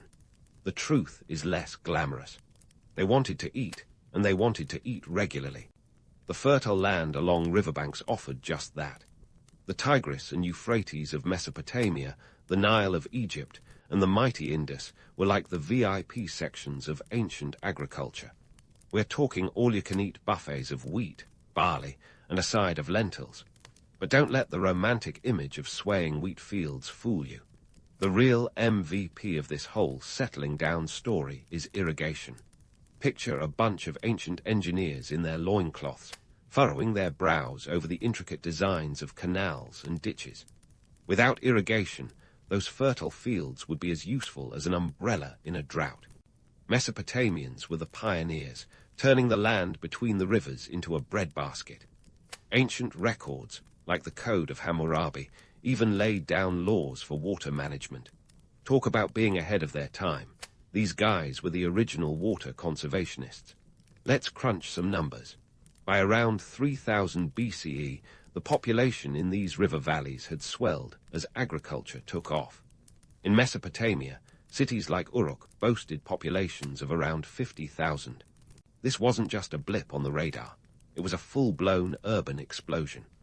Over in the Nile Valley, the Egyptian civilization was busy constructing the pyramids, proof that once you figure out how to feed a population, you can start thinking about things like stacking massive stones for all eternity. But let's not get too carried away with the romance of it all. While the idea of settling down sounds cozy, the reality included a fair share of mud, sweat, and manual labor. Early cities weren't exactly the pristine urban utopias you might imagine. The streets were more likely to be filled with the smell of livestock than the aroma of fresh-baked bread. Sanitation was still a few centuries away from becoming a priority, and let's just say that the ancient plumbing systems were avant-garde at best. Now, you might be thinking that all this settling down came with a side of peace and quiet. Nope, the birth of cities brought with it a new set of headaches. You see, when people start living close together, they also start bickering over who owns what. Enter the birth of bureaucracy and taxes. Those early scribes in Mesopotamia were busy scratching out tax records on clay tablets, while their Egyptian counterparts were inventing hieroglyphs to keep tabs on grain supplies and labor forces. With all this organization came the need for leaders, and boy, did they deliver. The kings of these early civilizations were no slouches. They claimed divine rights to rule and demanded loyalty, and a fair share of the harvest, of course. Hammurabi of Babylon, with his famous code, was more of a micromanager than a laissez-faire ruler. His laws covered everything from how to deal with a thieving neighbor to the proper wages for an ox driver. Talk about comprehensive governance. As cities grew, so too did the complexity of their societies. The social hierarchy was as stratified as a layer cake. Farmers and laborers were at the bottom, while priests and rulers sat comfortably at the top. These guys probably never had to worry about a bad harvest, unlike the folks tilling the fields. The allure of divine favor ensured that religion played a big role in maintaining social order. Temples were not just places of worship, but also economic centers that held vast tracts of land and wealth. It's easy to get swept up in the grandiosity of these early civilizations. The ziggurats of Mesopotamia, the pyramids of Egypt, and the planned cities of the Indus Valley like Harappa and Mohenjo-Daro are testaments to human ingenuity. But behind the grandeur lies a reality check. These were societies built on the backs of laborers who worked tirelessly to feed the urban machine. The surplus food production wasn't just about sustenance. It fueled the growth of artisans, traders, and eventually an economy that could support non-agricultural pursuits. The allure of ancient cities is undeniable. But let's not forget the cost. The loss of the nomadic lifestyle meant a loss of the freedom to roam. Once you're settled in one spot, your life is tied to the land and the whims of nature. Droughts, floods, and pest infestations weren't just inconveniences, they were existential threats. The move from nomadic to settled life was a gamble, a bet that the benefits of a consistent food supply would outweigh the risks. And for the most part, it paid off, at least until the next big innovation came along. In the end, the rise of ancient civilizations was less about grand designs and more about practical survival. The river valleys offered a chance at stability, but they demanded hard work and an acceptance of new social structures. As the sun set on the age of wandering, it rose on an era of unprecedented growth and complexity. And it all started with a simple decision to plant some seeds and stick around long enough to watch them grow. As the sun set on the age of wandering, it rose on an era of unprecedented growth and complexity. And it all started with a simple decision to plant some seeds and stick around long enough to watch them grow. Now, let's pivot from the verdant valleys of agriculture to the gilded halls of power, where rulers presided over their domains without the help of PR teams or social media strategies. Ancient politics was less about image management and more about divine mandates and a generous splash of intimidation. Forget about charming the masses with selfies. These leaders were all about getting things done with a scepter and a hefty dose of charisma, or fear, if charisma was in short supply. Enter the pharaohs of Egypt, those god-kings whose headpieces were as large as their egos. These rulers claimed to be the earthly embodiment of Horus, the falcon-headed deity, which is a pretty neat trick if you can pull it off. Divine right was the ultimate power move, and it generally worked like a charm. After all, if your ruler is a god, questioning them becomes a tad awkward, doesn't it? Take Ramses II, who ruled for 66 years starting in 1279 BCE. He left behind colossal statues of himself that screamed, "I'm kind of a big deal." And he might have been the original king of spin, claiming victories in battles that historians now suggest were less than decisive. But hey, the guy knew how to work a narrative. Speaking of narratives, let's cross over to the rolling hills of Rome, where Julius Caesar was busy writing his own story, both literally and figuratively. Caesar was the kind of guy who could turn a military defeat into a bestseller. His commentaries on the Gallic Wars are a masterclass in self-promotion. Move over, Shakespeare. By 49 BCE, Caesar was a general who knew how to work a crowd and had the Roman Senate quaking in their sandals. He crossed the Rubicon, a river that was less about geography and more about a daring political statement. This act of defiance was essentially him saying, "I'm all in," to a game where the stakes were power, and the losers often ended up on the wrong side of a dagger. But Caesar wasn't just a military genius. He was also a reformer with a penchant for shaking things up. He introduced the Julian calendar, which, with a few tweaks, we're still using today. Talk about leaving a legacy. Yet, for all his reforms, his centralization of power made him a target.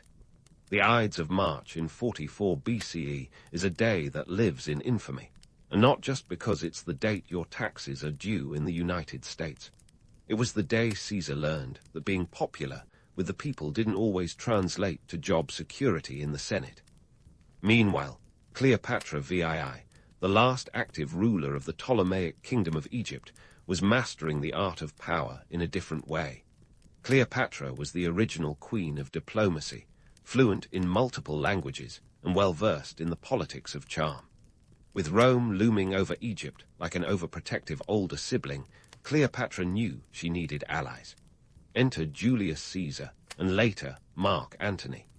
Cleopatra's relationships with these Roman powerhouses were as much about political strategy as they were about romantic intrigue.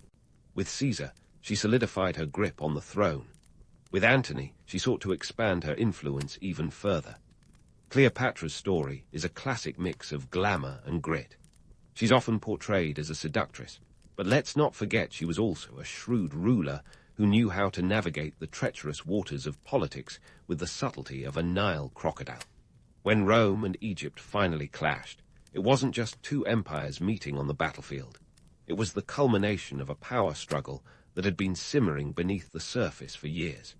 The Battle of Actium in 31 BCE marked the end of Cleopatra's reign and the beginning of Rome's dominance in the Mediterranean.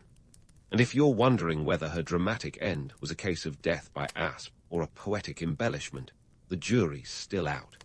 But in the world of ancient politics, facts often didn't stand a chance against a good story. In the grand theatre of antiquity, these rulers weren't just playing for the history books. They were real-life Game of Thrones characters. minus the dragons, but with just as much backstabbing. Their legacies were built on a precarious balance of fear, respect, and the occasional divine endorsement. They constructed monuments to their own greatness, from the pyramids of Giza to the Roman Forum, each stone laid with a mix of ambition and the sweat of countless laborers. Yet, for all their might, many rulers discovered that power was a slippery thing to hold onto. As the saying goes, uneasy lies the head that wears a crown, or in Cleopatra's case, a golden diadem. From the fertile banks of the Nile to the bustling streets of Rome, ancient leaders were navigating a landscape as complex as any digital age.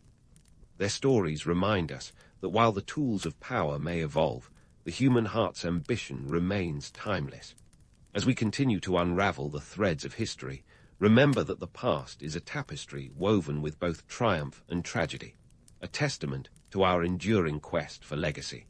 And just as ancient civilizations rose and fell, their stories continue to resonate, offering lessons with every turn of the scroll.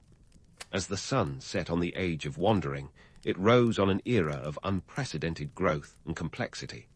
And it all started with a simple decision to plant some seeds and stick around long enough to watch them grow.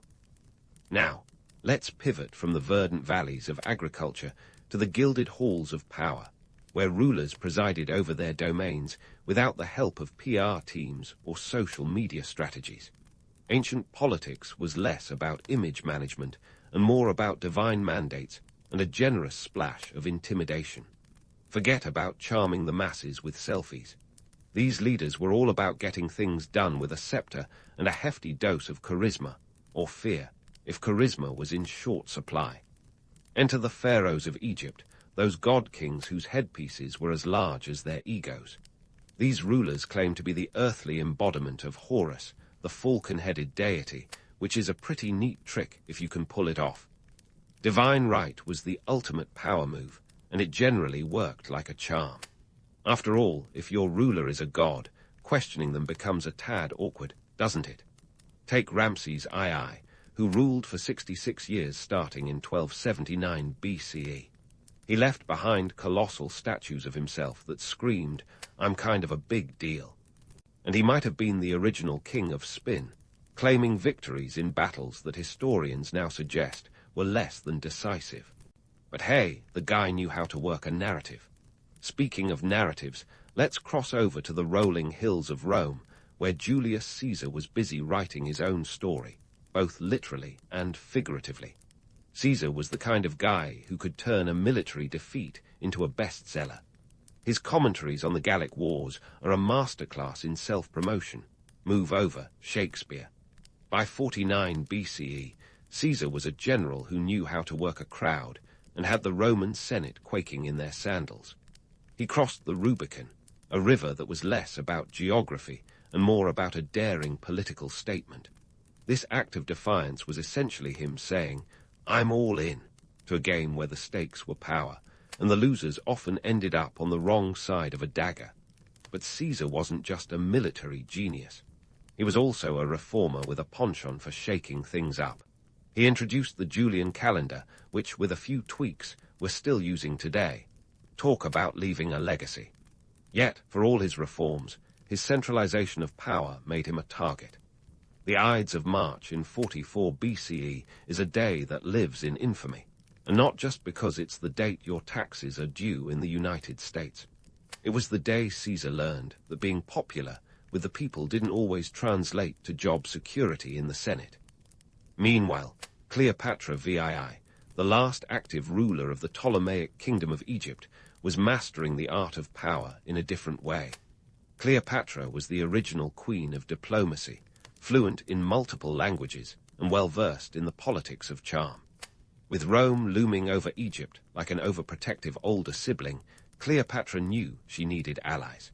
Enter Julius Caesar and later Mark Antony. Cleopatra's relationships with these Roman powerhouses were as much about political strategy as they were about romantic intrigue. With Caesar, she solidified her grip on the throne. With Antony, she sought to expand her influence even further. Cleopatra's story is a classic mix of glamour and grit. She's often portrayed as a seductress, But let's not forget she was also a shrewd ruler who knew how to navigate the treacherous waters of politics with the subtlety of a Nile crocodile. When Rome and Egypt finally clashed, it wasn't just two empires meeting on the battlefield. It was the culmination of a power struggle that had been simmering beneath the surface for years. The Battle of Actium in 31 BCE marked the end of Cleopatra's reign and the beginning of Rome's dominance in the Mediterranean. And if you're wondering whether her dramatic end was a case of death by asp or a poetic embellishment, the jury's still out. But in the world of ancient politics, facts often didn't stand a chance against a good story. In the grand theatre of antiquity, these rulers weren't just playing for the history books. They were real-life Game of Thrones characters, minus the dragons, but with just as much backstabbing. Their legacies were built on a precarious balance of fear, respect, and the occasional divine endorsement. They constructed monuments to their own greatness, from the pyramids of Giza to the Roman Forum, each stone laid with a mix of ambition and the sweat of countless labourers. Yet, for all their might, many rulers discovered that power was a slippery thing to hold onto. As the saying goes, uneasy lies the head that wears a crown, or in Cleopatra's case, a golden diadem. From the fertile banks of the Nile to the bustling streets of Rome, ancient leaders were navigating a landscape as complex as any digital age.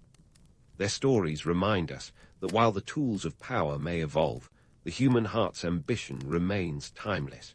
As we continue to unravel the threads of history, remember that the past is a tapestry woven with both triumph and tragedy, a testament to our enduring quest for legacy.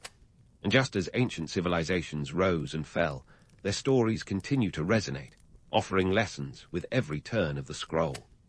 This brings us to the bustling trade routes that crisscross the ancient world like a web spun from silk and ambition. The Silk Road and the Mediterranean sea lanes were the economic superhighways of their day, minus the gridlock and honking. Let's start with the Silk Road, a name as romantic as it is misleading. You might imagine a single road, perhaps lined with cherry blossoms and the occasional quaint market stall. Reality check. It was more like a sprawling network of trade paths stretching over 4,000 miles, from China to the Mediterranean. Think of it as the OG global supply chain, but with more camels and fewer shipping containers. This route wasn't just about moving goods, it was about shaping civilizations. Silk, that shimmering fabric of legend, was the headliner, but the Silk Road also ferried spices, precious metals, and let's face it, the occasional rumor. The Romans couldn't get enough of that luxurious Chinese silk. It was like the supreme hoodie of the ancient world. And yes, donning a toga made of silk was essentially the same as strolling around with a designer handbag today. If you were strutting through Rome wrapped in silk, you were making a statement, and that statement was, "I've got more cash than common sense." Trading along these routes was exactly a walk in the park, though. Merchants faced bandits, brutal weather, and the ever-present threat of getting ripped off by a savvy trader with a sharper tongue than a scimitar. But the rewards were worth the risks, transforming humble merchants into wealthy power players who could sway economies. They were the Bezos and Gates of their time, only with more sand in their shoes and a better tan. While the Silk Road was busy connecting east and west, the Mediterranean Sea was the playground of empires. Picture bustling ports like Alexandria and Carthage, where ships laden with grain, olive oil, and wine docked alongside vessels carrying exotic goods from across the known world. The Mediterranean wasn't just a body of water. It was the lifeblood of ancient trade, a highway of opportunity that linked the disparate corners of the classical world. The Phoenicians, those legendary seafarers, were the masters here, navigating the treacherous waters with the ease of a modern-day GPS. Trade in the Mediterranean was more than just an economic activity. It was a cultural exchange, a way for ideas, art, and technology to hop from one port to the next. The Greeks, ever the innovators, borrowed the Phoenician alphabet and tweaked it to suit their own linguistic needs, setting the stage for the glorious epic poetry and philosophical treatises that would follow. Meanwhile, the Romans were busy importing Greek culture wholesale, adding a touch of Latin flair and calling it their own. Imitation, as they say, is the sincerest form of flattery, especially when it comes with a side of olive oil and a glass of wine. Now let's talk money. Currency, as we know it, had humble beginnings, rooted deeply in the practical need to swap goods without hauling around a herd of livestock. Bartering was fine if you needed a sheep and had a spare goat, but not so great if your neighbor wanted wheat instead. Enter metal coins, the game changer of ancient commerce. The Lydians, those savvy Anatolians, are credited with minting the first coins around 600 BCE. These little discs of electrum, a gold and silver alla, were revolutionary, a tangible representation of value that could be easily exchanged. Suddenly, you didn't need a flock of sheep to show your wealth. A handful of coins would do just fine. Coins weren't just practical, they were propaganda tools too. Rulers stamped their faces and symbols onto these metal discs, broadcasting their power and influence far and wide. It was the ancient version of a political campaign, except instead of pamphlets, you got a handful of change. These coins traveled with traders, spreading the image of leadership and stability, or at least the illusion of it, across empires. And while we're busting myths, let's clear up the notion that ancient shopping was some quaint affair. There were no quaint market stalls laden with artisanal goods and smiling vendors. Instead, imagine bustling bazaars teeming with hawkers shouting over each other like a stock exchange on steroids. Haggling wasn't just expected. It was an art form, a verbal tango where both parties danced around a price until someone either caved or stomped off in a huff.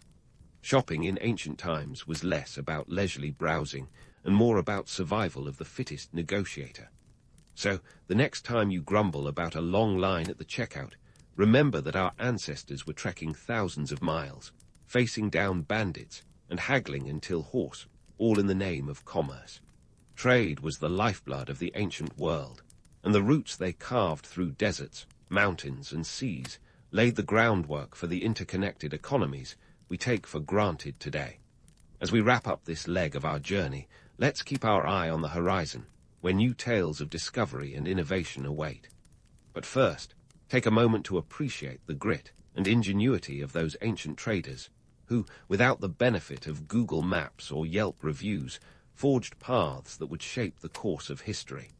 As we set sail from the bustling markets of old, let's anchor in the everyday life of ancient times, where the real drama unfolded not in epic battles, but over the breakfast table. Forget the opulent feasts of emperors and pharaohs. Let's talk about bread, the staple that was less baguette and more survival ration. In ancient Egypt, bread was so central to life that the average worker's salary was often paid in loaves. That's right, the original paycheck came served with a side of yeast and flour. They even had a name for it, the daily bread, which, let's face it, sounds way more poetic than minimum wage. But this wasn't the artisanal sourdough of your local bakery. Nope, ancient bread was dense, gritty, and could double as a paperweight. Why the grit, you ask? Blame the stone mills. Grinding grain on these bad boys meant your loaf came with a bonus side of mineral content, grit from the stone itself. Imagine munching on a sandwich and feeling like you've just taken a bite of the beach. The ancient dental records confirm it. Many a molar was sacrificed to the humble loaf. Now, amidst this carb-heavy existence, one might think the ancient folks were all about lounging around in togas. But here's where the romanticized view of ancient leisure takes a nosedive. Sure, there were moments of relaxation, but the reality was more sweat it out than chill out. For the average citizen, daily life was a grind, literally. Maintaining a household required constant labor, from grinding grain to fetching water, all while dodging the occasional tax collector or military draft. Yet, when the weekend, or its ancient equivalent, rolled around, entertainment was on the agenda, and it wasn't all knitting and storytelling. Enter the gladiator games, a spectacle that turned the phrase blood, sweat, and tears into a business model. Picture this. The Colosseum in Rome, a 50,000-seat amphitheater, packed to the brim with spectators eager to watch combatants duke it out.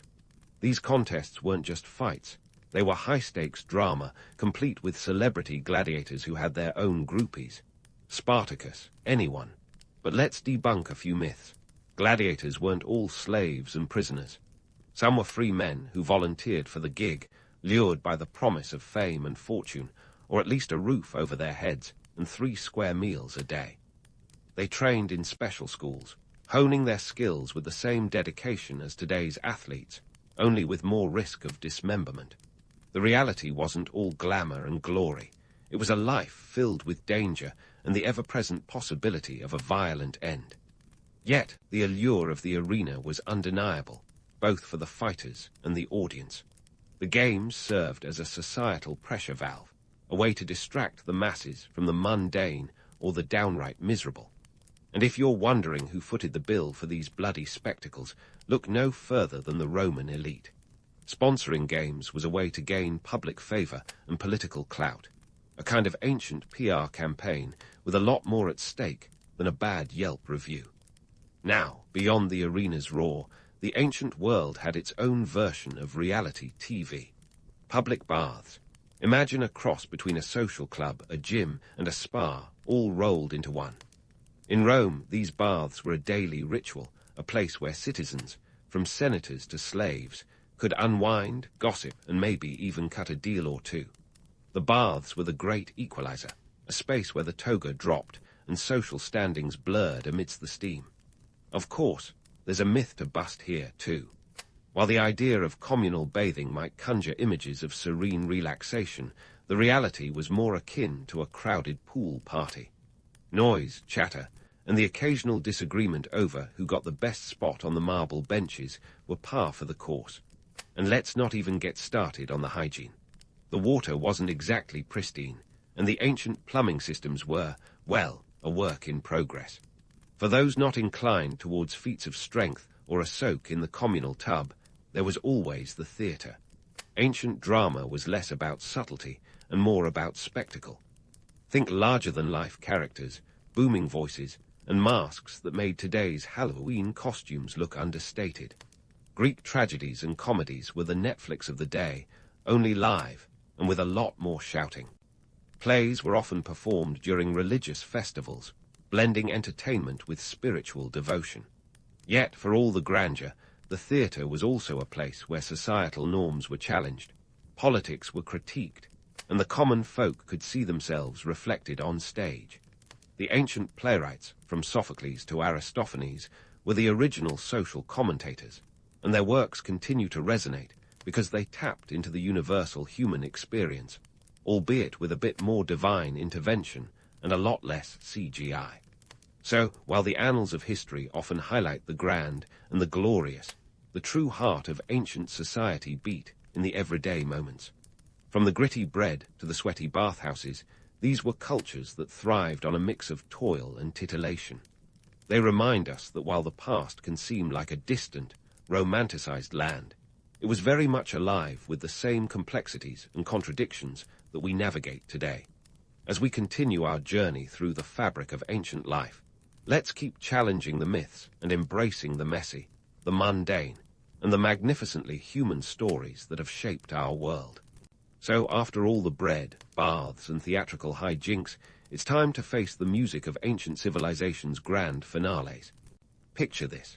These powerhouses, once so mighty, started crumbling like stale bread in the face of overexpansion, resource depletion, and Mother Nature's not-so-gentle nudges.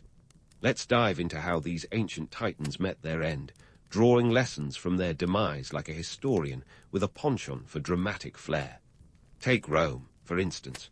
The empire that stretched from the windy shores of Britain to the sunny sands of Egypt was essentially the ancient equivalent of a fast food chain that expanded too quickly.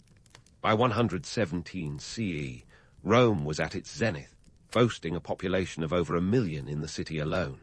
But with great size came great problems. Managing such a sprawling empire without the aid of modern logistics was about as easy as herding cats.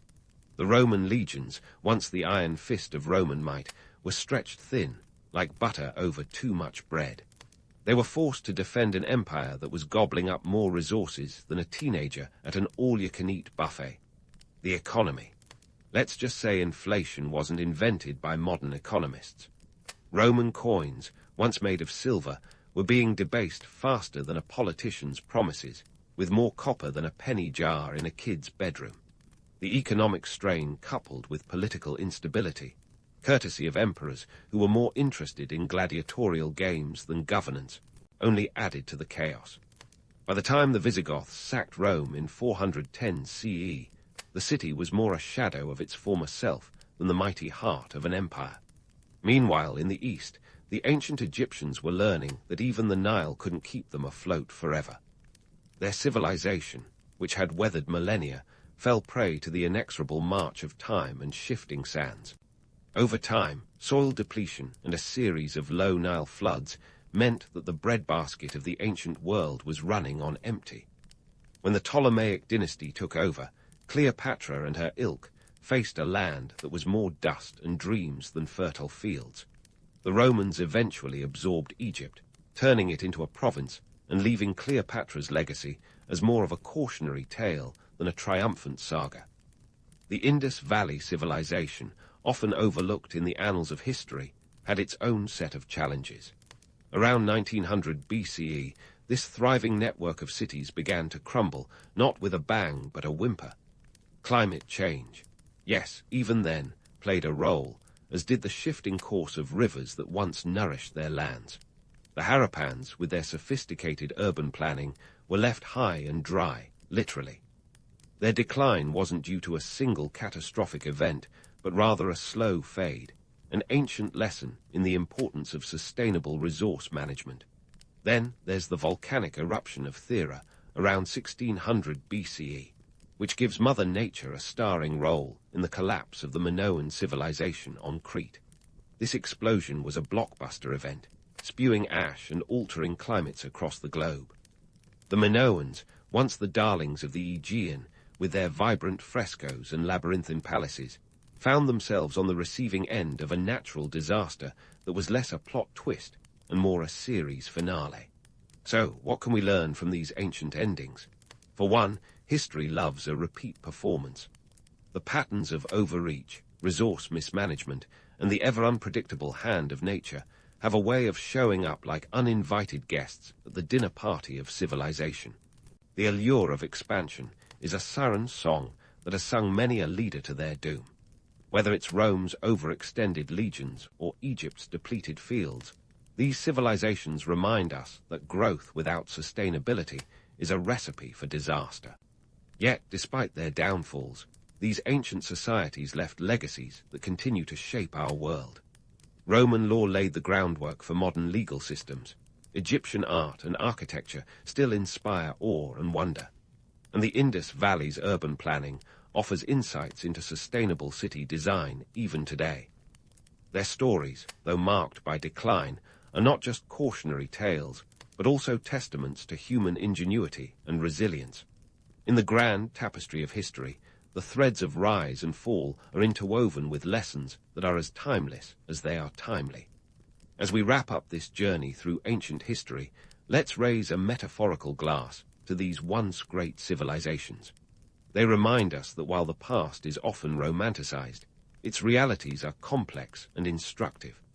And if we're keen to avoid the pitfalls that led to their demise, perhaps we can write a future that echoes their triumphs without repeating their mistakes. After all, history isn't just a record of what was. It's a guide for what could be.